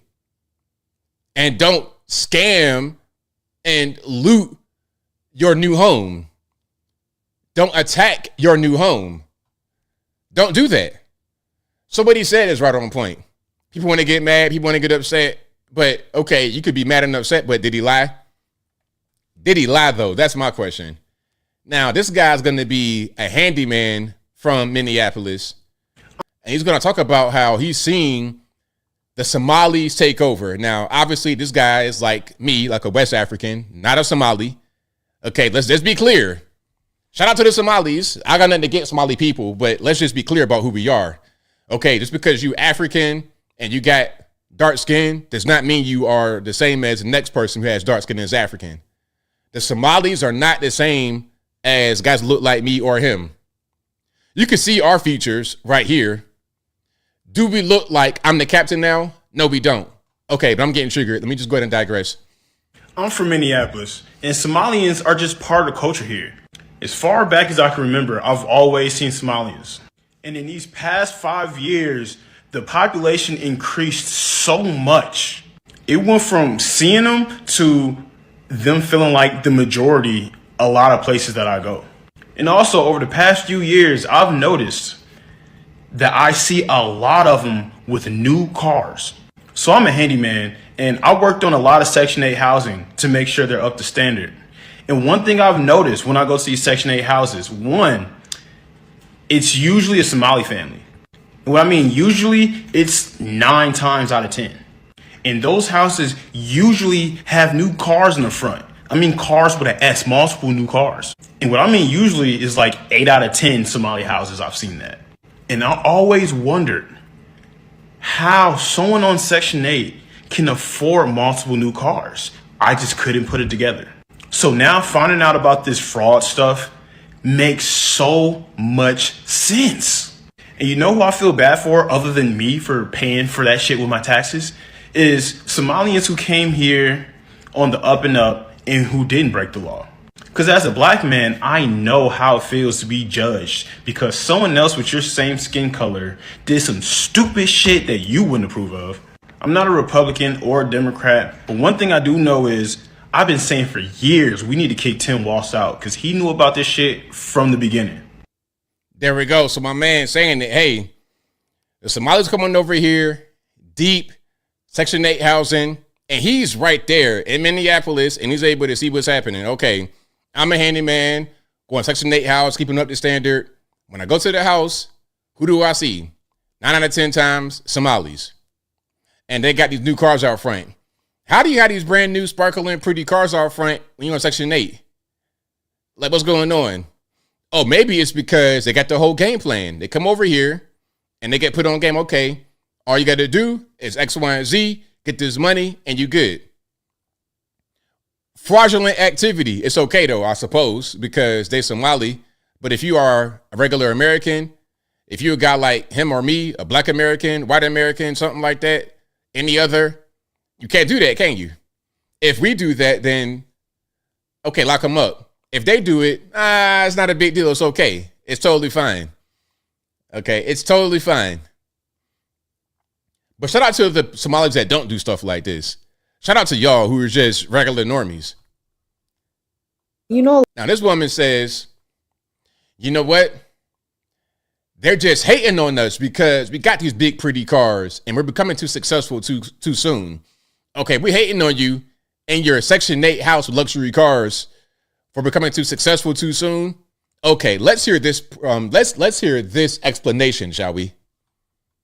Like, the racists are actually just jealous of Somalis because of how successful we became in a matter of one generation.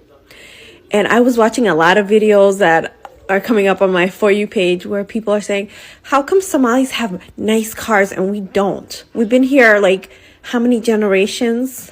We were born here, our ancestors are from here, but Somalis drive nice cars. This whole thing is just making me realize is jealousy. They're jealous of our success because they expect us like to be at the bottom of the bottom, right? And then we come here one generation, we work hard, we save our money. And Somalis are not the only community that committed fraud, okay? Nah, because we got to talk about that. The fraud issue is really big.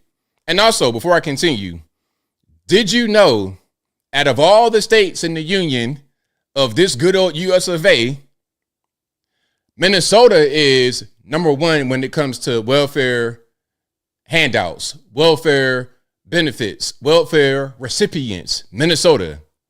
How can that be the case when California is a big liberal place with a lot more people than Minnesota? Let's put two and two together. Come on now.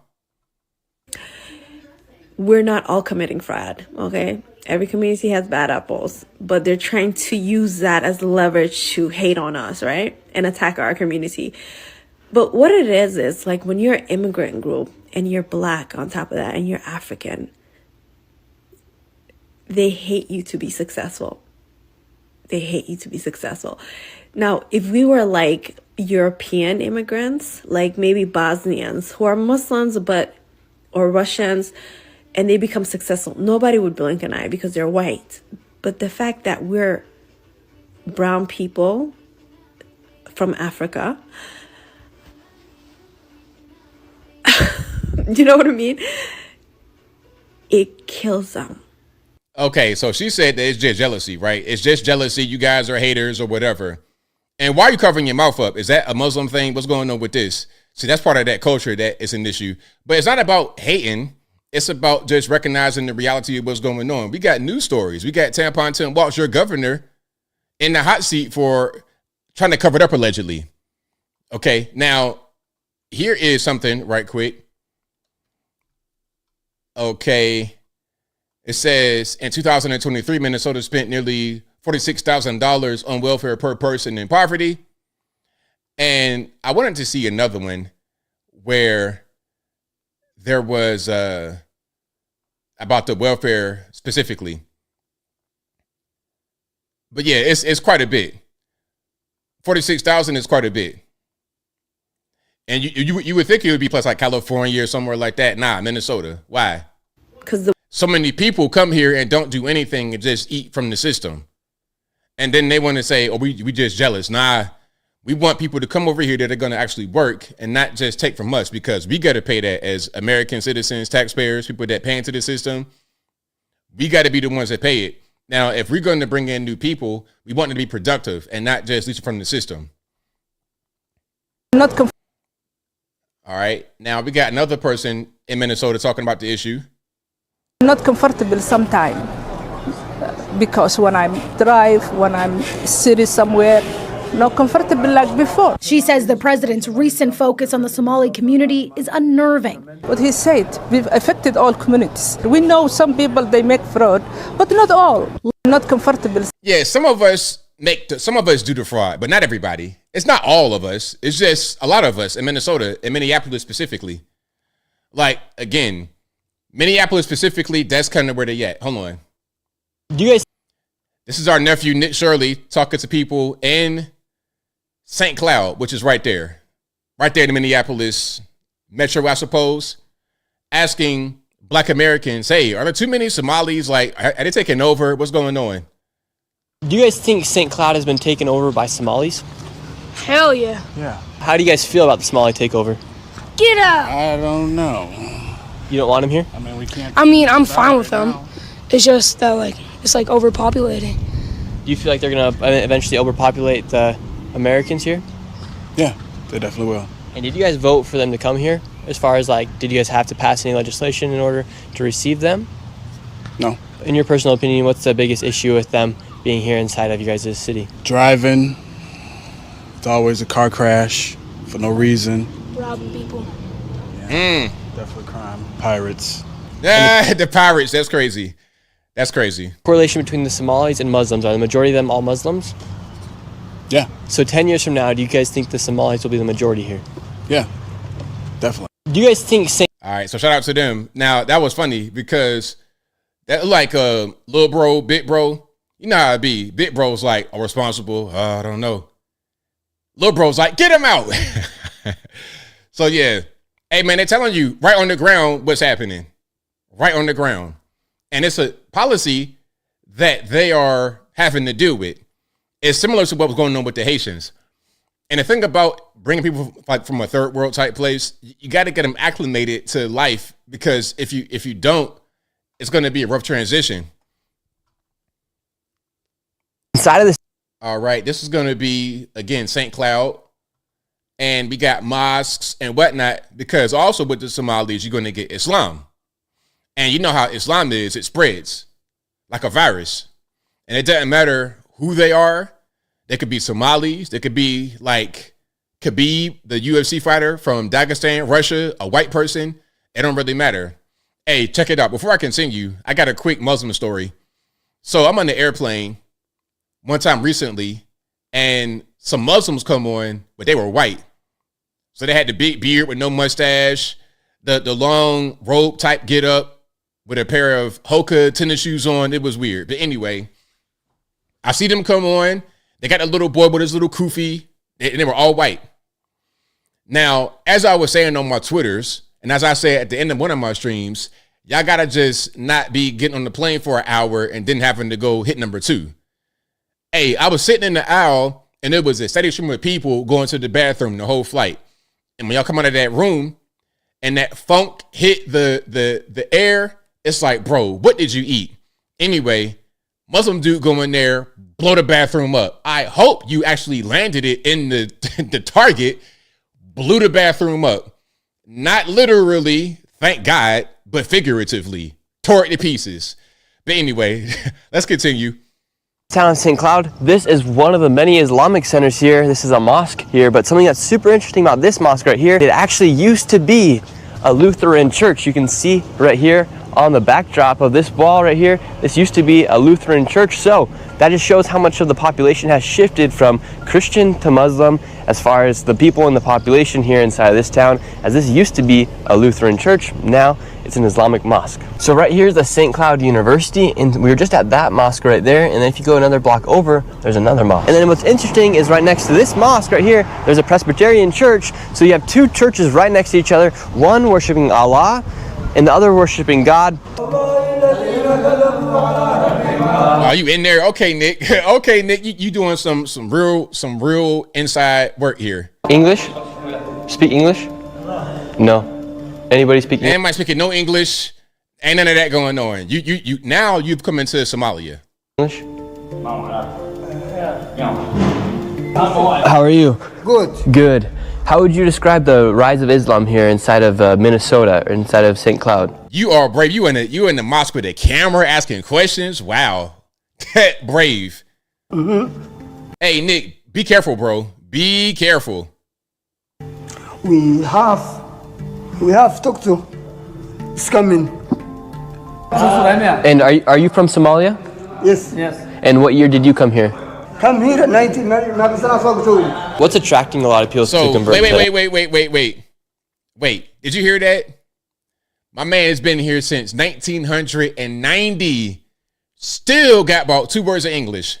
You know what? I would think if I've been in a place for, I don't know, 35 years, I might want to learn their language. Just maybe. Just maybe. Is it just me? Am I tripping? Am I asking for too much? Y'all let me know in the 35 years, bro. You got 2 words of English. Islam. I don't really have much knowledge on that, but basically human life process and all that, like what's going on around the world and stuff. Mm-hmm. I think something like that. And do the people here in Minnesota, are they very receptive to Islam here? It depends, I guess. I don't know. Mm-hmm. I'm not sure. And how long have you lived here for?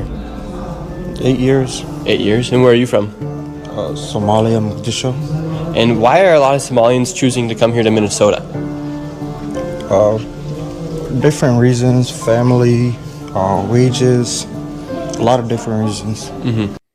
I mean, that's where everybody go. That's their spot. They go there and they go to D.C. Well, D.C., that's more for the Ethiopians and other like Nigerians and stuff like that. D.C. is like the African hub. And Minneapolis specifically, that's where the Somalis go. Houston is where a lot of Nigerians be at. And also D.C. Nigerians be everywhere. Nigerians is just like, they're pretty much ubiquitous in society. They're all over the place. And then sometimes you get Nigerians that's like been in America for 1,000 years, like me, who is not Nigerian no more, but we got like a lot of the same things in common. But 35 years in the USA, no English. Come now. Why are my man right here is going to talk about why are so many Somalis here? He's going to break it down a little bit. Why are Somalians in America? Yesterday, a Somalian rear-ended me, which thankfully no one was hurt and no damage was done to my truck. But it got me thinking, why are Somalians in America? Especially North Dakota and Minnesota. So, I looked into it. The main group bringing in Somalians is Lutheran Social Services. They are led by this guy, and this is his staff. And turns out, they get $2,375 for every Somalian they bring over. Is that right? Why am I not surprised? Why am I not shocked? Money. It's always about money. In the USA, it's always about that money. Always. But we have to ask the question, why are they coming over here in the first place? And another surprise, turns out our government was funding a dictatorship in Somalia throughout the Cold War, led by Saeed Barre. And this dictatorship led to clan favoritism and overall this destabilized the country. And it inevitably collapsed in 1991. Also, our troops were over there. This is where the movie Black Hawk Down comes from. But overall, Somalians have no right to be in America, especially North Dakota and Minnesota. They don't integrate into our societies. They carry over their clan mentalities. If you personally have never interacted with Somalian or just don't believe me, I would recommend checking out Nick Shirley's video he did. So yeah, shout out to him. But yeah, it's money. It's always money. Money. That's gonna just make everything go a certain kind of way. They don't care about the consequence. I'm getting paid, so what? Now, here is Tampon Tim trying to cop please. Now, Tim Walz, the Ozempic, man, I need you to lose weight naturally because you look like you just got deflated. Like somebody took a pen and just psh, and then psh, all the air just came out of your body. People are going to abuse the program. How disrespectful to people to assume that all Minnesotans are scamming. That's what I hear from them all the time. I trust Minnesotans. I believe in Minnesotans. I believe they know. You're not going to get rich, and it's not your full salary. You're not going to scam and take time off. But this is complicated. This was a very good question about multiple members coming off. My family's dealing with this with a mother-in-law. My wife and her 3 sisters, my sisters-in-laws, have a schedule where they take turns every couple of days being responsible, and then they shift off, and then they shift off. As it stands right now, they leave their jobs without pay to do that. This will make it so much easier. So I'm excited about it. I'm excited about the program. Aren't people? So the context is about FMLA, and people were saying, well, people are going to scam that because it's Minnesota, it's Minneapolis. I mean, they're going to scam it. And he was upset about people assuming there's going to be some scamming going on. But as we can tell, as we can see, Minnesota is kind of ripe for the picking. That scamming is kind of like a thing that goes on. That's part of the culture at this particular point in time. Okay. And a little bit more about that, how the program is open to so-called undocumented, meaning illegal aliens. Sure. All right, hold on. Let's get a little bit more sound. Insurance program for you that allows you, again, to take care of what you need to take care of without being forced to choose between your family, your bonding with your child, your own health, and your economic well-being. Because in Minnesota, you can do both, and we proved that time and time again. Insurance program. Tim Walz is 61 years old. Bro, you look like you about Trump's age. Hey, man, what if he was the vice president? Can you imagine Kamala and Tampon Tim being in the White House right now? Imagine this face talking at you all the time, because if, God forbid, they were to become president, vice president, he would be the one doing all the talking. She would not talk too much at all, because her vocabulary is about 3 words long. And those 3 words, she tries her best to make them make sense. You know, green, eggs, and ham. That's all she got. Eggs, ham, green. Green, eggs, ham. Eggs, green, ham. That's what she's going to say, because that's all she got. So rather than her talking, it'd be him talking at you. I would not want to see that mug on my TV screen at all.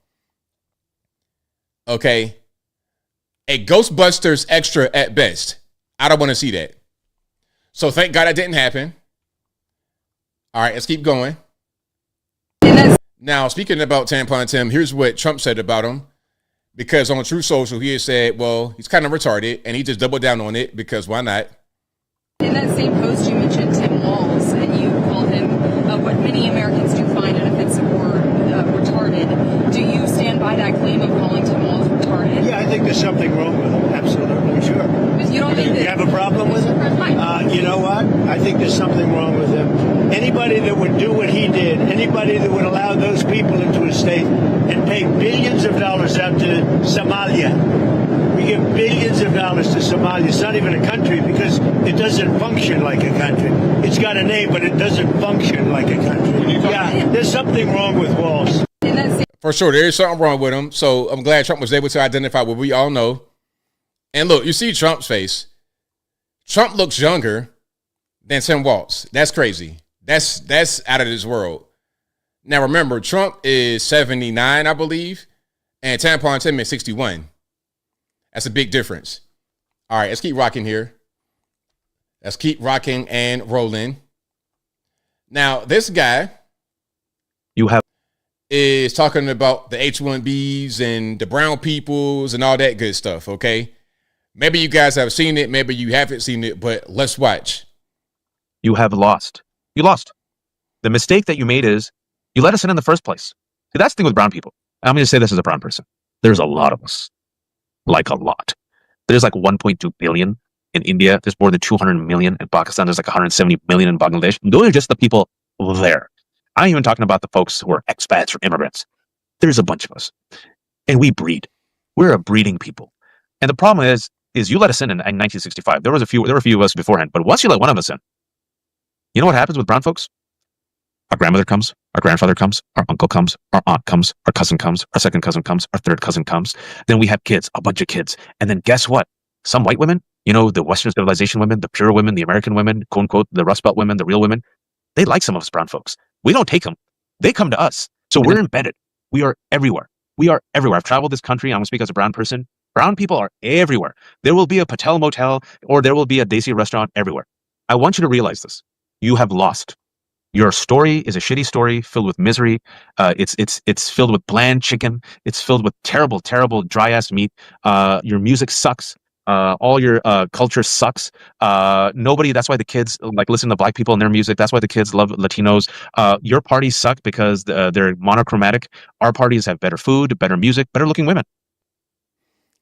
There was a lot there. So basically, a guy who, in my opinion, sounds like a white guy, hates white guys.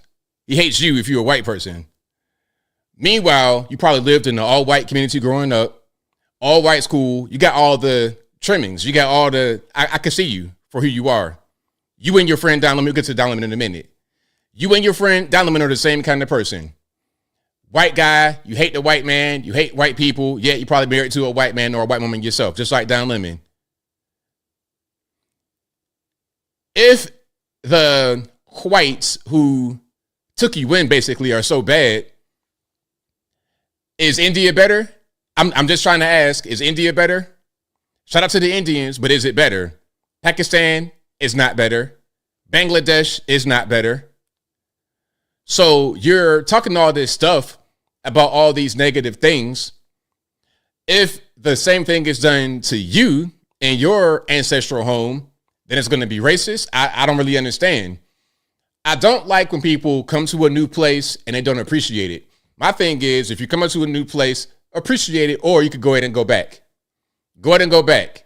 Okay, you talking about some food. Hey, man, I seen some of these street videos. Now, some of your food, when it's prepared properly and it's not on the street with people with no gloves on and they got doo-doo everywhere, it's cool. But I done seen some stuff in India now. Let's not even do that. Let's not do no compare and contrast. Let's not do that. Furthermore, you're trying to like separate whites from Americans. That's not a very good thing to do. We're all in the same country together. We're all around each other all the time. You sound just like a white guy to me. If you were to talk to me on the phone, I would not know you were an Indian person. At a certain point, we're all the same here. Trying to divide and do all that, that's very anti-American, and it's kind of productive. But here is this same guy with his friend, Black people. Don Lemon. Remember when he said this? Black people, brown people of all stripes, whether you're an Indian American or a Mexican American or whoever you are, go out in your place where you live and get a gun legally, get a license to carry legally. Because when you have people knocking on your door and taking you away without due process as a citizen, isn't that what the Second Amendment was written for? Black people. Okay, there we go. So meanwhile, you're talking about non-citizens. You're talking about we have the right to do what we're doing. It's called deportations. It always happens. It ain't nothing new. That ain't nothing new. The way we're doing it, how we're doing it, all of that is the same. But you see, the classic saying goes, birds of a feather flock together. One anti-American hating dude in America, fully engrossing the culture. You got Star Wars stuff behind you. You got toys as an adult with gray hair in your beard. And then Don Lemon, same kind of way. I hate white man. I hate whitey. Meanwhile, I got a white husband. Make that make sense. But anyway, shout out to them. Shout out to them. All right. Now we have a migrant protester who's been here for 38 years and says she wants to leave now. 38 years, you didn't pretty much live your whole life here. So now you want to leave? Oh, okay. That's like people that go to a restaurant, right? Eat the entire plate except for the last bite and then say, waiter, yeah, this steak was not very well done. Well, it was too well done. I didn't like the steak. The steak was like a piece of shoe leather. I hated it. Well, you ate 95% of the plate and you took the sides and you drank about 3 or 4 drinks. So now you want to say you don't like it? Oh, okay. A little bit too late now. You didn't already enjoyed it. You didn't already got full and fat and happy and drunk and everything else. Now you say you don't like it? Oh, okay. Anyway, again, she's been here for 38 years and now wants to leave. And of course, we have an inflatable costume. I always wanted to get a one-on-one one of these people in an inflatable costume, okay? And I don't know what this is. Is it a cat? Is it a bunny rabbit? What do you think her costume is? Let me know in the comments. I've been here for 38 years, and I cannot articulate how disappointed I am in we the people that we allow this to fall so easily.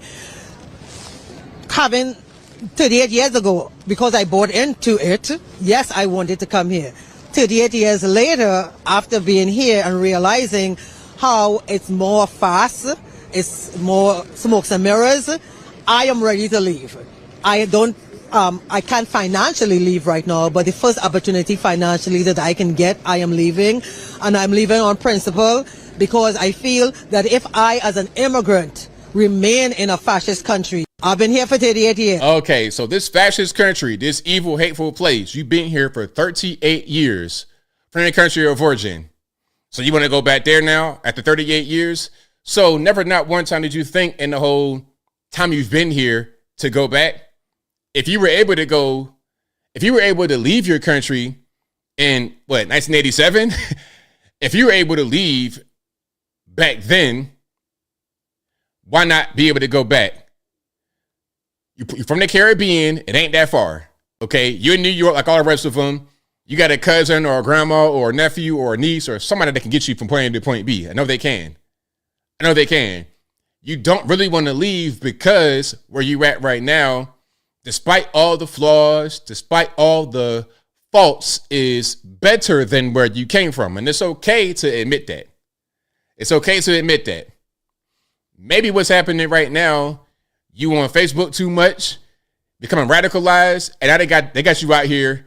Hey, these white liberals got you out here with an inflatable costume on, protesting for a murderer in Luigi Mangione. Hey, Auntie, please. I need you to stop right now. Stop this nonsense right to now. I can't do your accent for real. Stop the nonsense right now, my love. I can't do no Caribbean quite yet. But yeah, shout out to her. All right. Let's keep rocking and rolling here. If you like what you're hearing so far, please give the video a thumbs up. Like the video, share the video, do all that good stuff. That'll help me out tremendously. Speaking about New York, there was an assault again. This time it was on a New York University student. And the person, of course, had a long rap sheet, violent, same old for New York. Let's play some of this, shall we? All right. So I just watched the footage of my assault. Call me now. I had to. Shout out to the Jamaicans and Miss Cleo. And you know what was the craziest thing for me about Miss Cleo? Hold on, let me go back. Miss Cleo, I had to get told was from LA. Wasn't even a Jamaican. Because I heard her talk sometimes, like on some of the commercials. She sounded like a regular Black American. All that accent, she was an actress. So that was my first introduction into an influencer who was not really real. I thought she was this Jamaican lady. She had the fortune. She could just, tell you your future. But then I realized, that's an actress. Oh, okay. Not in a traditional space. Some influencers are also actors and actresses, not in traditional spaces. When you see a movie or a TV show, you're watching actors and actresses. You're watching a performance. When you're on your phone and you go to somebody's page and it appears organic, it might not be. And what you may be seeing is an actress performing. But I digress. So I just watched the footage of my assault, and I'm going to say it's definitely violent. Thank you so much, my best friend Summer, for literally going to the liquor store where it happened in front of and getting the surveillance footage of the assault. I'm shocked I even got this. I have sent it to NYU security, and they're forwarding it to the police, and it actually is the guy that has been assaulting many girls around campus right now. He is a tall white male with long brunette hair and a long brunette beard, and is wearing gray sweatpants and a big black puffer jacket and a blue towel around his neck. So if you see him, please call 911 and report him to the police, because they are looking for him, because he has done this to so many girls, and this is disgusting. So I'm just gonna say trigger warning, because it's honestly a really hard watch. For me, just because it happened to me, but watch if you're interested, but it's definitely not cute.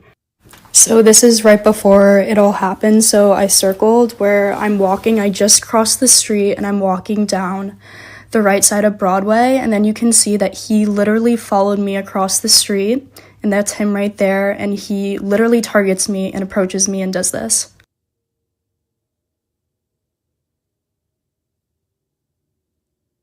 You can tell literally everyone around is literally in shock. These girls don't know what to do. It's so terrible. And then they thankfully helped me up and asked if I was okay. And then you can see the man was asking if I was okay. And then later on, he helped me call the police.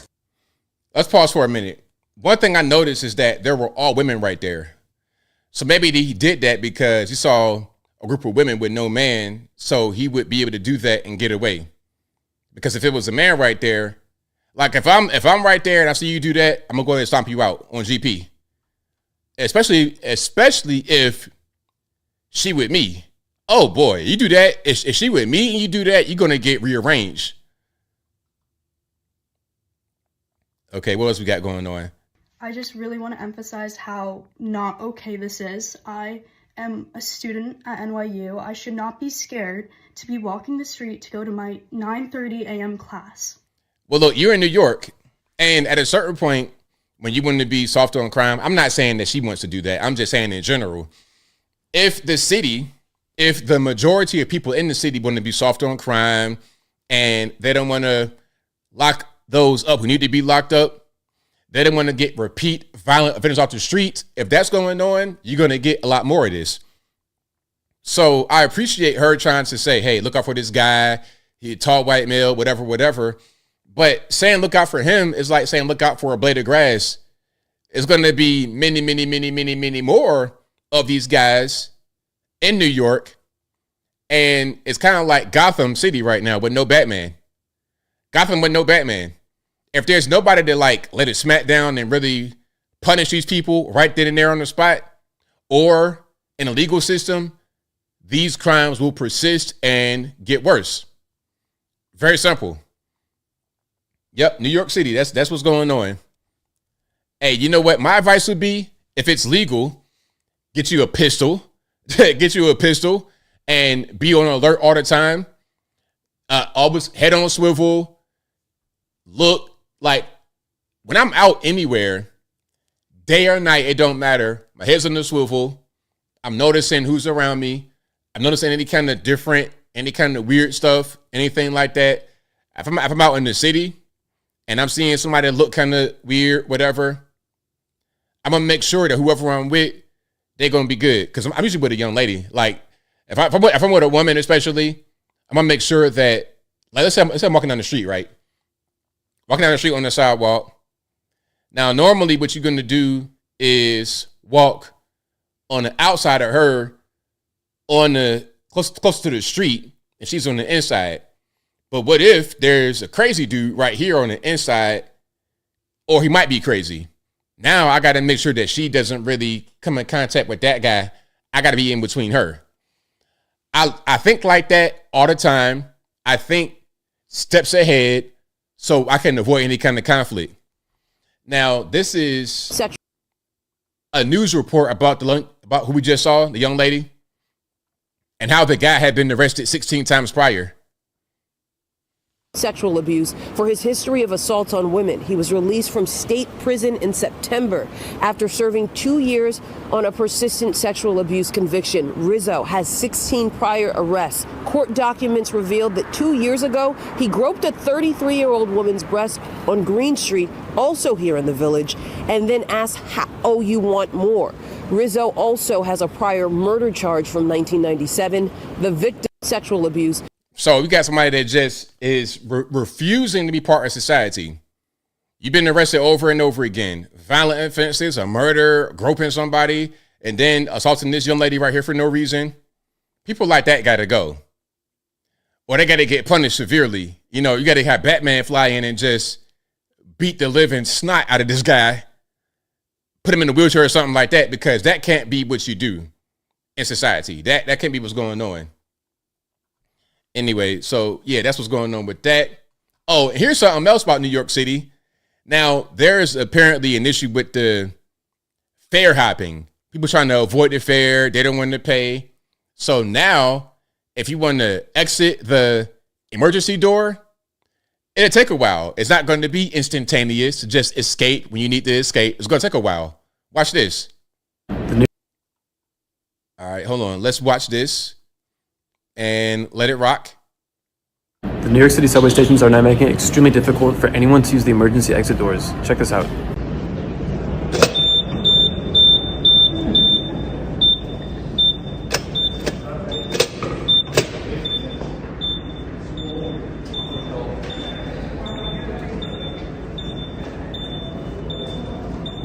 Any day now.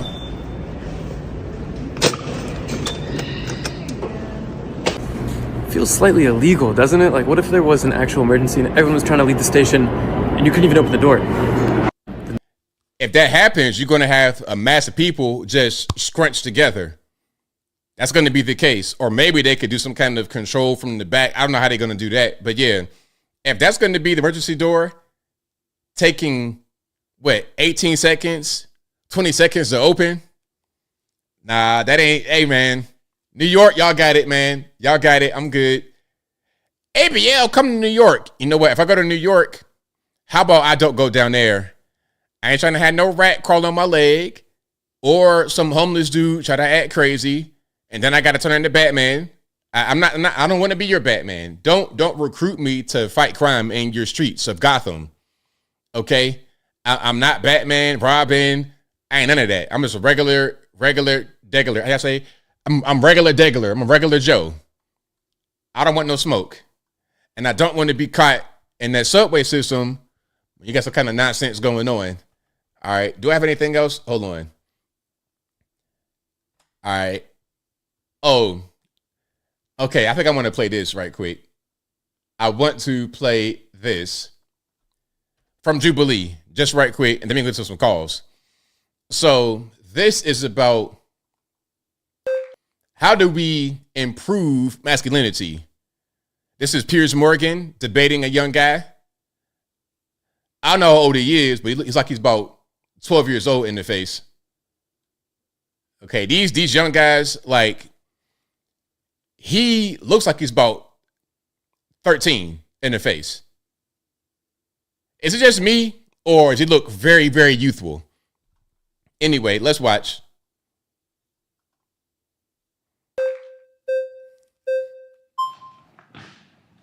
How are you?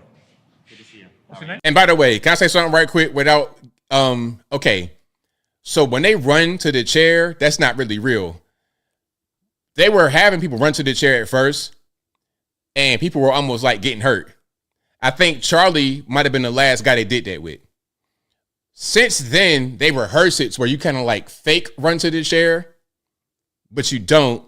And the person who actually gets in the chair is chosen before the so-called run happens. You see? Anyway, that's TV magic for you. How are you? Good to see you. What's your name? Parker. Parker, I'm Piers. I've been on your show, bro. Yes, I thought I recognized you. Everything's a calamity. Everything's a problem. Has to be overanalyzed, over-dissected, over-therapized. And I just think you've all got to be given the mental tools to deal with ordinary life. Ordinary life. We already have them. You got to have tools to deal with life. Now, somebody said, what is the appearance of masculinity? How to do masculinity? You're getting way ahead of yourself. You're trying to like make it be something else a little bit too soon. Let's just hear them out, and then we can ask those questions. We can ask that question a little bit later. Let's hear this out first. So Piers is saying, hey, you got to have the tools to deal with life. You got to have the tools to deal with society. And I got to pause it a lot because it is Jubilee and it will give me a copyright if it's not me on the screen. Therapy to do that. Ordinary Have life. you? Yeah, but without going to therapy all the time. Wait, what's your solution? What's your solution? People, I think at school and colleges, we need to reinforce, this comes back to masculinity with men. We need to reinforce the mental tools required for life. Such as? Well, I can tell you when I can chart the absolute descent of this in the wrong way. And I think it began in America, when you started giving kids participation prizes for coming last at sport. Let's pause right there. Now, that is a really important thing. If you're given the prize for coming in last, you don't inspire aspiration. You don't inspire someone to become better. You don't incentivize somebody to practice, to go back to the drawing board. You don't incentivize that because even though they failed, they succeeded in being able to get something. You see? Absolute shambles. I mean, whoever thought of that? How does this have to do with actually like men making their emotions better I'm off? explaining. It's participation trophies. Explaining. Oh my God. Now listening, see, that's that stuff. Like he about 12 years old. How old is this dude? But it sounds like he looks and sounds like a child still.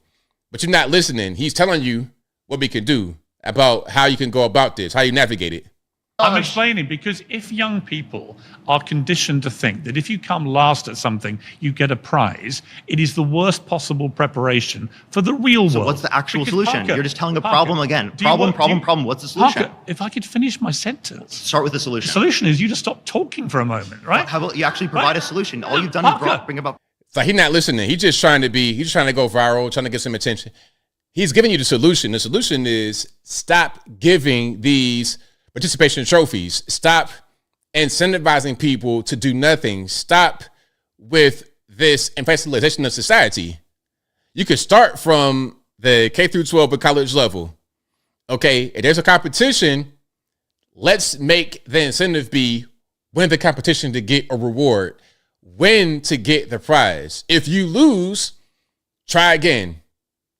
But you can't get rewarded for failure because you're not going to incentivize anybody to succeed or to go above and beyond, to innovate, to create anything new. You're going to get people that are mediocre at best as a result. Parker, I've just given you a solution. I want That's more. not a solution. That's a problem. Yes, you stop participation prizes. You condition kids to deal with the real world when they become adults. Your Otherwise, when they men not having the ability to stop address their emotions in a Parker. positive way is Parker. literally participation trophies not being there. Advantage is so annoying. Look, have you been on your own show? Parker. You interrupted me the whole time, and now you're just getting the same thing. Well, because you're just stop talking. Don't like a be robot. mad. Don't be mad. Parker, are you mad? Parker, come on, man. Like, we gotta just listen to what Piers is saying. Piers is right. Pierce is 100% right. Everybody want to have shot value, all this and that to go viral, but what he said is correct.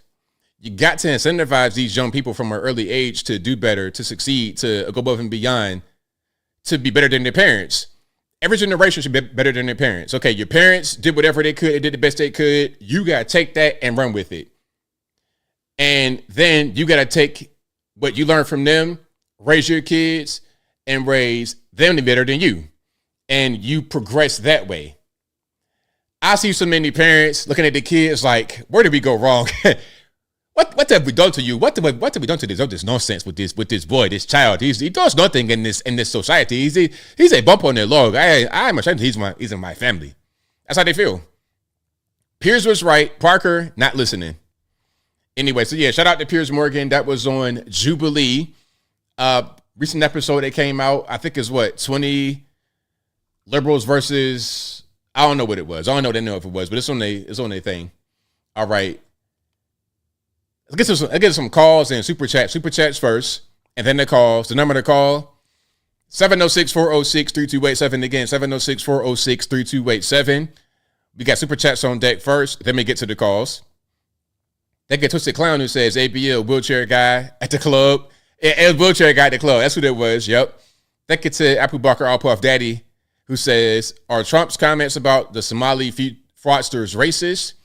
Why or why not? Also, opinion on judge who overturned guilty verdict of Somali fraudster. Now, I did not see that case about the Somali fraudster that had the overturned verdict, so I don't know nothing about that really. But if it is what I think it is, it's terrible that judges do that. Activist judges getting in the way. And as far as what Trump said, it is not racist because he didn't tell a lie. Okay? If you make a statement and it's truthful, it's just truthful, period. Thank you to Apu again, who says, why no media coverage of rapper shooting in California? Because it's not a real mass shooting in their eyes. Gang related or personal beef, not really a big deal.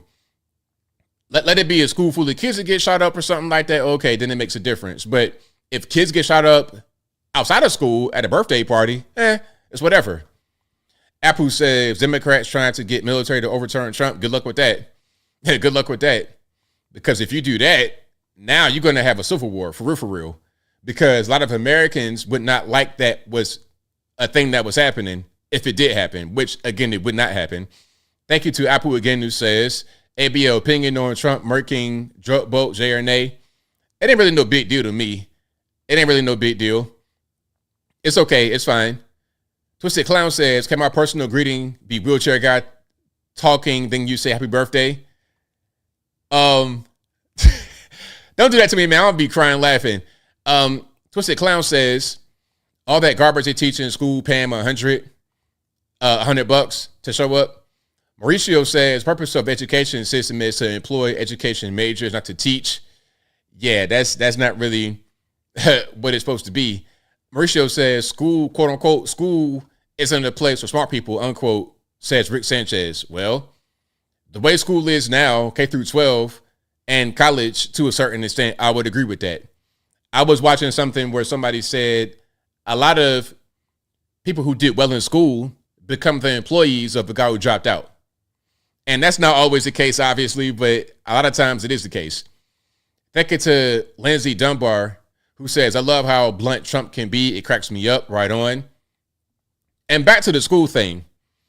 I dropped out of college because I think I was done at a certain point.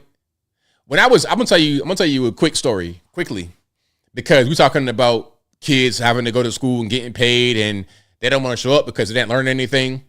I felt like that in college. Okay, so I went to the TCC, Tidewater Community College at first, got my degree. It was all good. Went to all my classes. I was good. Now, when I got to ODU, the 4-year college, first of all, it sucked. It was not as good as my community college, in my humble opinion. And then, even before ODU, kind of at TCC a little bit as well, toward the end of it, I was taking electives and stuff I didn't want to take because I had to. And I'm like, okay, what am I here for? I'm trying to learn a skill to go out here and make money. Why am I taking the bowling class? I know how to bowl already. I was in the league and all of that with duck pins when I was young. I know how to bowl. I'm a good bowler. Why am I in bowling class? Why do I need to be here? If I skip this class, is it going to hurt me? Like, if I don't go bowl one day, is it going to hurt me? I'd much rather just go make some money doing my graphic design than to be in this bowling class.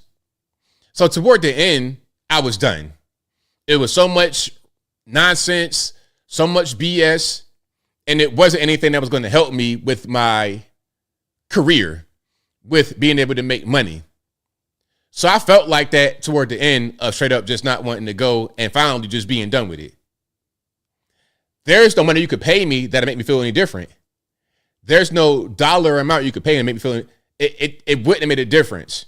You couldn't have incentivized me to go to college unless you could have said you're going to get this course, that course, that course, better education, better equipment. If you're not saying that, then you're not saying nothing. Thank you to Lothar, who says, what happened to the Guardian Angels? And you're right about New York. Is it that bad? Everybody needs to learn self-defense. Well, that was back in the day. I think that's kind of long gone. That was Curtis Lewa back in, what was that, the 70s and the 80s? I think. Yeah, them days are long gone. That ain't a thing no more. You know, it should be cops down there, but, well, you know what? I'm gonna take that back. I think for a while they were trying to bring it back, but I'm not quite sure that they are actually back. Meaning the Guardian Angels out there in New York on the subway system. Okay. But shout out to you guys. I appreciate y'all. Hey, yeah, by that time the college is over with, I was pretty much moved on. I had clocked out. I was done. And I think that I left at the right time. At the 100% right time, because there was nothing else I could have learned. All right. I have no regrets. But let's get to some calls here. The number to call, 706-406-3287. Again, 706-406-3287 is the number to call. And the phone lines are wide open.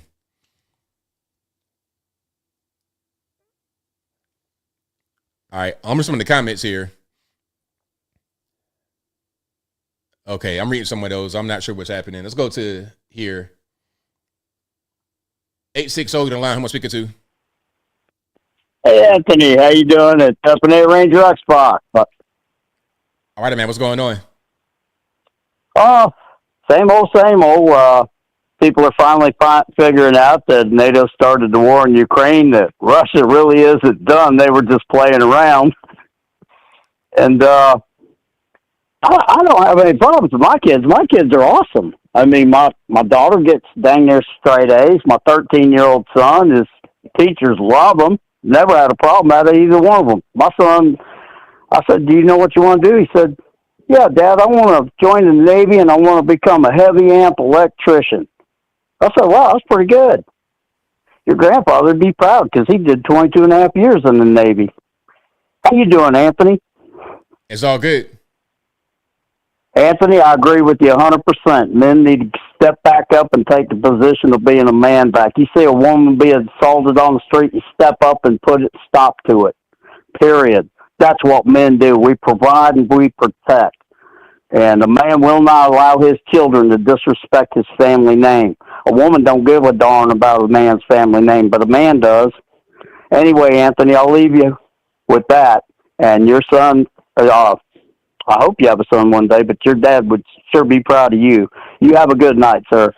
Take care. God bless America. All right, shout out to man for the call. Most certainly appreciate him. Let's go to your line. Speaker to 301. Your line. Hi, ABL. First time caller, long time listener. I guess the question that I had is, as a new mom, I'm just very concerned about the Muslims and everything going on. So what else you thought that we could do? It doesn't seem like the Republican Party is doing too much. So what do you think they should be doing that they're not doing? I don't know. Like every time I'm registered Democrat, I get messages about, hey, it's time to vote. Come do this. Come support this. I don't get, like, my boyfriend is a registered Republican. He doesn't get anything like that. Where you guys live? Pennsylvania. Like Philly? Closer to Maryland, state line. Okay, so do you live like in the conservative area, or is it like a more Democrat area? Conservative area, but there's some Democrat elected. So I mean, like judges and stuff. Yeah, so you got Democrat rule basically in your area. Yeah. So maybe the issue is there's not a lot invested from the Republican point of view in your area because of how Democrat it is. That could be it. Okay. I just feel like, there's more that could be done. I don't know. It feels like the Democrats, there are lawsuits out there left and right, and it just doesn't feel like they're doing so much. And I'm very concerned. I think the main thing would be they got to be in leadership roles first. They had to be able to be in, the mayor, the governor. You got Josh Shapiro as the governor, so that's unfortunate. You got to have leadership that can actually make these things happen, because Republicans can say whatever they want. They can even raise money. But if they're not in the leadership role, there's not much they can do, in my humble opinion. Okay. Well, thanks so much for your time. I won't hold you up, but I appreciate it. Keep doing what you do. Thank you for the call. Definitely appreciate you. Yeah, it's unfortunate. You got Fetterwoman in there. Fetterwoman is okay. I mean, Fetterman. I call him Fetterman now because he's okay for a Democrat. But it's a little Democrat. Josh Shapiro is the governor, a Democrat. You got a lot of Democrat rule in Pennsylvania. So, I mean, what can you really do? You have to get Republicans in office, in leadership roles, and then from there, maybe they could do something more than what they're doing. But the key to all of this is going to be the migration piece, the migrant crisis. Because when you get a bunch of people that have one particular ideology, one religion, in a place, the place will become that, because they're going to be in office, they're going to vote for their best interests, and at a certain point, it's going to be majority rule. Just like in places like Minnesota. Okay, you got mostly Somalis in there running the show. That's what it's going to be. And you can't do much about that if they are the majority population-wise. All right. But shout out to you guys. I appreciate y'all for rocking and rolling with me. If you like what you're hearing so far, please give the video a thumbs up. Like the video, share the video, do all that good stuff. That'll help me out tremendously. Yeah, Islam, they spread. They really spread like a virus, in my humble opinion. And somebody said that they're not quiet about what they want to do. They're very vocal. They're very open about what they want to do. And we see it happen all over the country, all over the world. I mean, Europe is pretty much already Afghanistan. And they keep saying they're going to stop the boats. They're going to stop this and stop that. They're not going to stop anything because they had a low birth rate. It was a big thing that people talking about. They said a Oh, we're gonna take our country back. We're gonna take Europe back. We're gonna kick the Muslims out. Okay. Well, that's all fine and well. That's all fine and well that you have that particular point of view. But what you got to do first is deal with that birth rate. If the birth rate continues to be 1.1, 1.2, 1.3 in Europe, you're going to keep bringing in the Muslims because you have no other choice. Or your choice is going to be to have a smaller country, consolidate. A lot of these towns, like in Italy, that have been abandoned, and y'all trying to get people to come over there, you're trying to pay them to come over there, and they're still not coming. They're going to be left abandoned. Now, if AI comes in and they're able to invent some kind of little green space alien to do all the work, then maybe that'll be what happens. But until then, you're going to need human beings or you got to reduce the size of your country, reduce the scope of what you're trying to do, reduce your standard of living. That's going to be the way. So in many ways, AI could save us or it could condemn us. If we get AI to the point where you got little green space aliens or the Greys, because that's what they say, that they say the Greys like an AI. If we could get ourselves to be having those do everything for us, it's going to change humanity completely. I don't know how we're going to really survive that as a race. We'll see. We shall see. All right. But shout out to you guys. I appreciate y'all for rocking and rolling. If you like what you're hearing so far, please give the video a thumbs up. Like the video, share the video, do all that good stuff. That'll help me out tremendously. I'm not seeing what you mean. Someone's asking about your name. Your names look fine in the chat. I'm not really seeing what you are referring to, but I'm going to read some of the comments. Yeah, the Republicans, you got to be in leadership. They got to be in leadership. And also, the bottom line is you got to have more children. Or change humanity in some kind of way. Because the way that we are set up right now, it takes a certain way, a certain manner of living in order to make everything operate smoothly. If you don't operate that way, then things are not going to run smoothly. So yeah, shout out to the Europeans. They're learning that firsthand right now. They got all these terror attacks. I saw where they put up these barriers. It's always like this in Germany, especially. They got so many Muslims that come Christmas time, they got to put up barriers that are like retractable on the streets because there are so many vehicle attacks. Well, not vehicle attacks. You know what I mean? I'm not saying the car just magically decided to attack people. A Muslim dude hitting a Allahu Akbar behind the wheel of his vehicle, driving intentionally through crowds of people during Christmas. That it became a consistent and predictable problem to the point where they had to install these retractable bollards on the street, these barriers, whether it be the bollards or big blocks. They got to do that to prevent the guys from attacking people with their vehicle. It's crazy. All right, hold on. F.A. Ranger says, search inbreeding for 1,400 years for IQ crash in England's healthcare system due to a... Yeah, I mean... That's not really my cup of tea to do a show on that, but I know what you mean.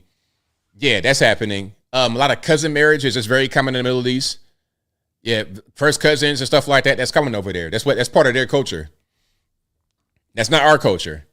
Now, when you want to bring that together, when you want to bring that culture over here and have that just kind of be what it is, it's going to be a problem. It's going to be a big problem.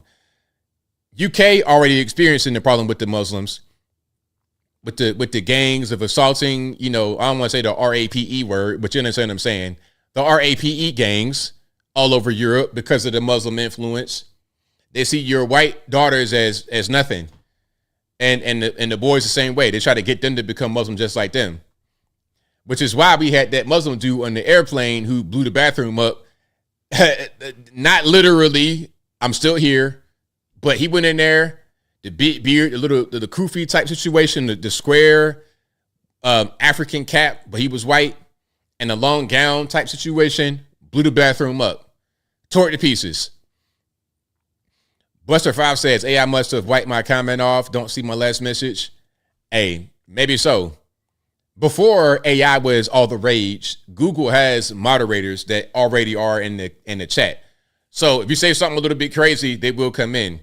We've seen it sometimes. Shout out to my OG viewers. We've seen them come into the chat and it'll say comment removed by Google moderation team. They will actually do that. So you think anybody watching? Everybody's watching. You think it's just those of us who are in here with that number right there that's watching? No. There is more than that. And you will never see them until they want to be seen. All right, hold on. Crusades ain't coming. Ain't gonna be no crusade. Ain't gonna be no crusade. Nah, that ain't the thing no more. That's a thing of the past. All right, hold on. Talk about aliens, ABL, make those spaceships. Shout out to the aliens. Hey, I'm ready. I'm ready for the aliens to show up, but I think they're already here. The aliens are already here, and the aliens are not all what we think. The aliens, you could look humanoid, but it might be the aliens might be an insect. The aliens might be in the water. Like, they might be part of the water itself. The aliens could be a variety of plant. A Venus flytrap could be an alien. You never know what the aliens are, actually. We think about aliens as far as people that, like people. Us, but different. A hominid, you got arms and legs in the head. We think about it that way. I think they are there, but there's also other ways you could be an alien. All right. Let me see. Yeah, octopus, that's something. The orcas, the so-called, what was that? The killer whales, which is a dolphin. Okay. Dolphins in general, that's an alien species, in my opinion, or just really hyper intelligent. Whoopi Goldberg. Yeah. Hey, some of these people, some of these celebrities, quote unquote, I don't know, man. Maybe if they're not aliens, they didn't got some kind of information. They done got contacted. Okay, they done got contacted in their bedroom at night by some force that we don't know about. And as a result, we're seeing them on TV act a fool. So yeah, that's kind of what's going on. The movie Obese, they're in the ocean. There's a movie called Obese. Am I reading that right, or am I not able to read? What's going on? Mr. Mo says you got aliens out there in South Texas. Shout out to the South Texas aliens. NKM says the aliens are time travelers from our future. That could be a thing. That could be a thing. Who knows? Shout out to the time travelers. AMG says, I think aliens may be an entirely different species. My friend said they can breed with humans. I had to hold back my laughter. I mean, hey, you never know. You never know. We can do GMO stuff right now. And in many ways, we're very primitive. We're not a spacefaring people. We're very primitive when you're talking about if you believe in evolution, if you believe in true progression of society, being able to advance forward technologically, we're primitive. We just got the cell phone within my lifetime. Within my lifetime, we just got the cell phone. Imagine that. And when it first came out, my first cell phone in 2002, that brick Kyocera, okay, you had to type on the screen 1,000 times, send a text message. And there was no screen, it was just physical buttons. This is new. I did not have this until 2018. 2018. I was 34 years old. 34 years old before I had a smartphone with a full screen on it. So imagine if you were born with a smartphone in your hand as a baby. If you were walking around as a baby with your phone, imagine how advanced you are. And imagine how advanced your children will be from where I started. So we're kind of we're a very young people in a very young country. And what we could do in the future, you have no idea. Okay. All right, hold on. Lindsay says, I had so many dreams where I've seen all sorts of tech that doesn't exist, nothing like that I've ever seen on any interwebs or in real life. Well, there you go. Hey, that BlackBerry though, Bob K, that BlackBerry was the truth. I love that BlackBerry. But I had to move on. I had to upgrade. Ampdraw says, iPhone better than Android. I don't know what kind of crack you're smoking, but it is not. Unknown caller, you don't lie. Who am I speaking to? He's nuts. Okay. Not a very good troll. You had a microphone? Like you like a streamer or something like that? Young white boys, man. What are y'all going to do, man? I feel for the country if the young white boys are going to be like that, man. That ain't... If the young white boys are not going to be successful, they're not going to be ambitious, they're not going to do anything, then we're finished. That's a wrap. It is a done deal. If they going to do that, and that's what they do, if they're going to be a Groiper, a Nick Fuentes acolyte, it's over. It's over, man. Hey, like I said, if that becomes the norm, give me a first class ticket to Nigeria. Let's just start over again. Let's just start it over again. Let's not do it no more. Ain't no point. Ain't no point in me trying to, you know what I mean? If we got that, imagine the next president, not the next president, imagine the president in 2075 or 2000, whenever that year would be. I know it ain't 75, whatever the year would be. Let's say 40 years in the future, who will the next president, who will the president of this country be at that time? Are we going to make it until we get to that particular time? And now you blowing me up. What up, boss? See, now you don't want to say nothing. Soft. That can't be how we go forward in this country. We got to have white guys and black guys and everybody on the same page, pushing forward, being able to lead, being able to produce. We can't be that. That can't be our future. If that's our future is no more. We're toast as a civilization. We don't got time to be playing games, bro, and trolling. Like I say it all the time.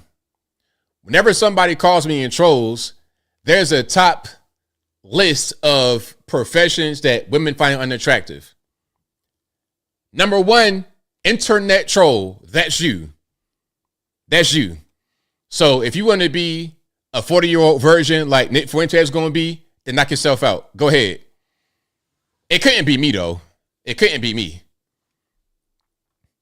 So NKM says we're going to have a computer as a president in 40 years. Yeah, you think so? You think it's going to be a computer in 40 years? Hey, man, maybe you're right. Maybe you're right. Richard Phillips says 40 years in the future, you will be dating your cell phone or probably dating your cell phone. Listen, that's already happening. That's already going on. They got a movie called Her that came out in 2014, I believe.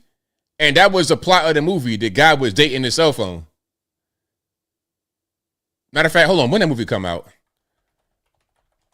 That came out in 2013.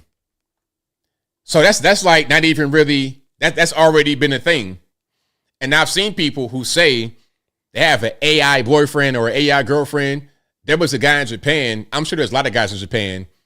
But there was someone in Japan who got married to an AI, and they had a ceremony and everything, and there was a little hologram, like a little figurine hologram with an AI in it. Like, that's really happening. Japanese dude with his suit on got married to an AI hologram. Women in the same thing in Korea, Japan, over there. That's kind of like the wave happening right now. All right. Yeah, man, Richard. Hey, it's crazy like that. It is. All right, hold on. Let me see. Natterman says high school in North Carolina near Concord, a liberal teacher allowed the kids to protest ICE on school grounds, down the halls yelling. I found it disturbing. And these schools, man, I don't know what we're going to do with these schools because we just saw the story earlier of what's happening with these kids can't read. There's got to be a big fundamental change in society or else I don't know what's going to happen. It's going to be an issue. Buster 5 says they won't call it AI in 50 years because it would be so embedded into us. Yeah, they're not going to know the difference. The lines are open, but I had to close. So the lines are open, though, if you want to call in. I got a little bit of time left before I wrap it on up, put the bones out. Okay. Now, Jarrell has,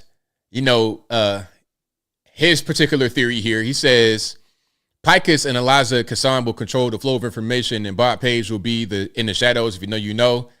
I don't know anything about these names there, sir, but maybe someone can identify with what you're saying. I have no idea.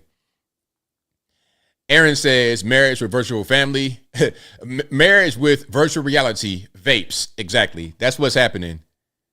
VR, AI boyfriends, AI girlfriends, VR. Aaron says, ever seen the movie Cell at Crypto Mountain? Everyone with turn zombie. Oh, okay. Your line speaker to 971. Morgan. All right, now what's going on? Hey, I wanted to know if you've ever heard of all the rental crisis issues we had out here. The what now? The rental crises, like how rent prices just keep going through the roof. Well, that's kind of a nationwide thing, but what about where you are specifically? Here in Salem, they tried to put some legislation through that was supposed to fix the rental issues, and it kind of did the opposite. They tried to put a rent cap law in, and the people who own properties decided that, well, if I can't raise my rent more than 10% every month or so, when somebody moves out, I'll just double or triple it. And then apartments went from $400 or $500 for a studio to almost $1,000 in less than 6 months. Yeah. And now we got places that are just doubling, tripling every single year for no reason. Yeah, it's crazy, and you know that's what happens when you try to intervene. When the government steps in, you're not allowing things to go how they would naturally go. Just like with McDonald's prices, the prices have gone up, but they went up incrementally to the point where you didn't really notice until you had to go back and compare. But if you go to McDonald's one day and an item is $2 and the next day it's $5, that's going to be a crazy shock. And that's what's happening with the prices where you are. Oh, absolutely. And the question always is where's the legal guideline, or where's the line out with where can the government step in and say, hey, the prices can only get so much before it starts to become illegal? Because how can you tell somebody how much they can charge for a property they own? You can't. There's nobody you can do that. So the government, the problem is the government in general, they need to just back off. They shouldn't be in the business of telling you how much you can charge or when you can charge it. They should get out the way, let the free market operate, because the more they intervene, the worse it gets. Yep, it really just gets worse every year. Like my first apartment I got in 2014, I was only paying $400 for that studio, and that same studio is $1,600 now. Yeah, that's crazy. Yeah, I'm not sure what else to do with Oregon because it just keeps getting worse out here every year. Well, I'm not a big fan of the left coast in general. Oregon, Washington, California, especially. That's the epicenter of all the madness right there. So if I was in your shoes, I would leave. Yeah, I've been thinking about it. I just don't know where else to go because everything else is just getting more expensive every year. And the left coast, man, it's a nightmare out here. Hey, you could go anywhere else aside from the left coast. Just leave the left coast. Come back east and figure it out, man. Because over there, I don't really see that improving because a lot of people who want that kind of lifestyle for some reason are moving out there and they're voting that way consistently. Yeah. Yeah, they know what they're doing. It's a constant circle of, well, we tried it before with this Democratic Party. They didn't do well last time, but we'll try and vote it again, and it never works out. Right. I guess another question is, where do you think I should go that's somewhere on the west side of the Mississippi if I were to move out of Oregon? On the west Mississippi, I don't recommend any. I mean, okay, I ain't gonna say that. If you must be on the west side of the Mississippi River, I would say go to Texas. I've heard that. But I heard Texas also had their same issue that Oregon had because so many people were moving out there at the same time. It's not as bad as anywhere on the left coast. And one thing about it, there's no state income tax. That's going to be a big draw to a lot of people. That's true. And that's just getting worse here. They're up in property taxes here every single 6 months or so or less. Well, they got property tax, but no state income tax. Yeah. So that's going to be a key. Okay, that's a good idea. Right on, man. All right, I guess that was pretty much it. I just wanted to see what your opinion was on it because it's just getting to be a nightmare out here. Yeah, man, you got to get up out of there and figure out something else, because over there, I don't really see them going in a different direction. California, Washington, Oregon, all kind of in the same boat, in my humble opinion, unfortunately. Yeah, what Cali does, Oregon just does the same. I don't get it. Right. All right, well, thank you for taking my call. Hope you have a good night. Love your show. Thank you for the call, man. Definitely appreciate it. Have a good night. All right, yeah. So shout out to the call. Shout out to my man for calling. Let's go to 301. You're on the line. It's Sergeant Brown. How you doing? It's all good. What's happening? Not much. I saw that video with that lady wearing that weird outfit protesting. Yeah. 38 years in America. I think she's trying to break camp. Because she's been here. I think she's illegal. Why the heck would she be here? She had 38 years. She probably had a job somewhere. Right? I would suppose so, yeah. Yeah, she's out. She got caught. And she's ready to break out because she got caught. Yeah, well, that's all I got to say, bro. Thank you for the call, man. That's Definitely it. appreciate it. And that Piers Morgan thing vexed me a little bit, too. You said what now? That Piers Morgan thing kind of vexed me. That kid didn't give him enough time to talk, right? Yeah. Men respect their elders. Right. Absolutely. Yeah. He didn't give it. I'm like, oh. When I was in the military, dude, you keep talking, I'm going to get down and push, right? Because you ain't going to talk while you're pushing. I explain it to you while you're in the front leading rest, right? Because that's how it is. This guy, I'm all baby face kids. All right, I'm out of here, bro. Yeah, have a good evening, sir. Thanks for the call, man. Appreciate it. All right, shout out to the callers. I definitely appreciate you guys for rocking and rolling with me. You guys are the best audience anywhere on these interwebs. But yeah, government control, it always sparks problems. Sometimes I guess it could work, but it really doesn't work. More often than not, it doesn't really work. All right, let's go to 859 on line. Speaking to. Yo, ABL, it's your Luciferian Libertarian friend. How's it going? Last week I couldn't call because family emergencies and a lot of crap. But I've heard about some of the stuff from New York, and I got done listening to a podcast and listening to documentaries about the guardian angels, and I'm just kind of scratching my head, and I'm thinking in my head, I'm like, why isn't there's no any vigilante groups in New York? And I know Daniel Penny, that situation happened, but in that result, that person ended up dead. But if you had more people standing up to the situation, you had so many people in that, even in that situation, was trying to help up Daniel Penny. What happened to the community? Seriously, you got was it Trump and what's his name? But no, that was the Madani are working together because New York has been falling apart. What do you think that these two people could fix New York? And by the way, my mom wants to say hi to you because she does watches your stuff, and she's I'm also a veteran. Yep. Hoorah. Hoorah. Hey, Mom, how you doing? Good. Okay. Okay. Hi. How are you? Two things. One thing. Yeah, I am a veteran, Army veteran, proud, Screaming Eagle, air assault. Okay. I do not like the fact that these twirl of crazy people are trying to tell Trump how to do his job. If they would look at the job description of the National Guard, they're doing their job. That's what they're doing. Exactly. But of course, they want to kind of get in the way and stop them from doing that because they don't like ICE, and they've been told by somebody on TikTok that they're 100% right and they can do no wrong. So that's kind of what's going on. Yeah, and then another thing too. I'm a granddaughter of an immigrant, and guess what he did? He came here legally. He didn't jump off the. I'm done.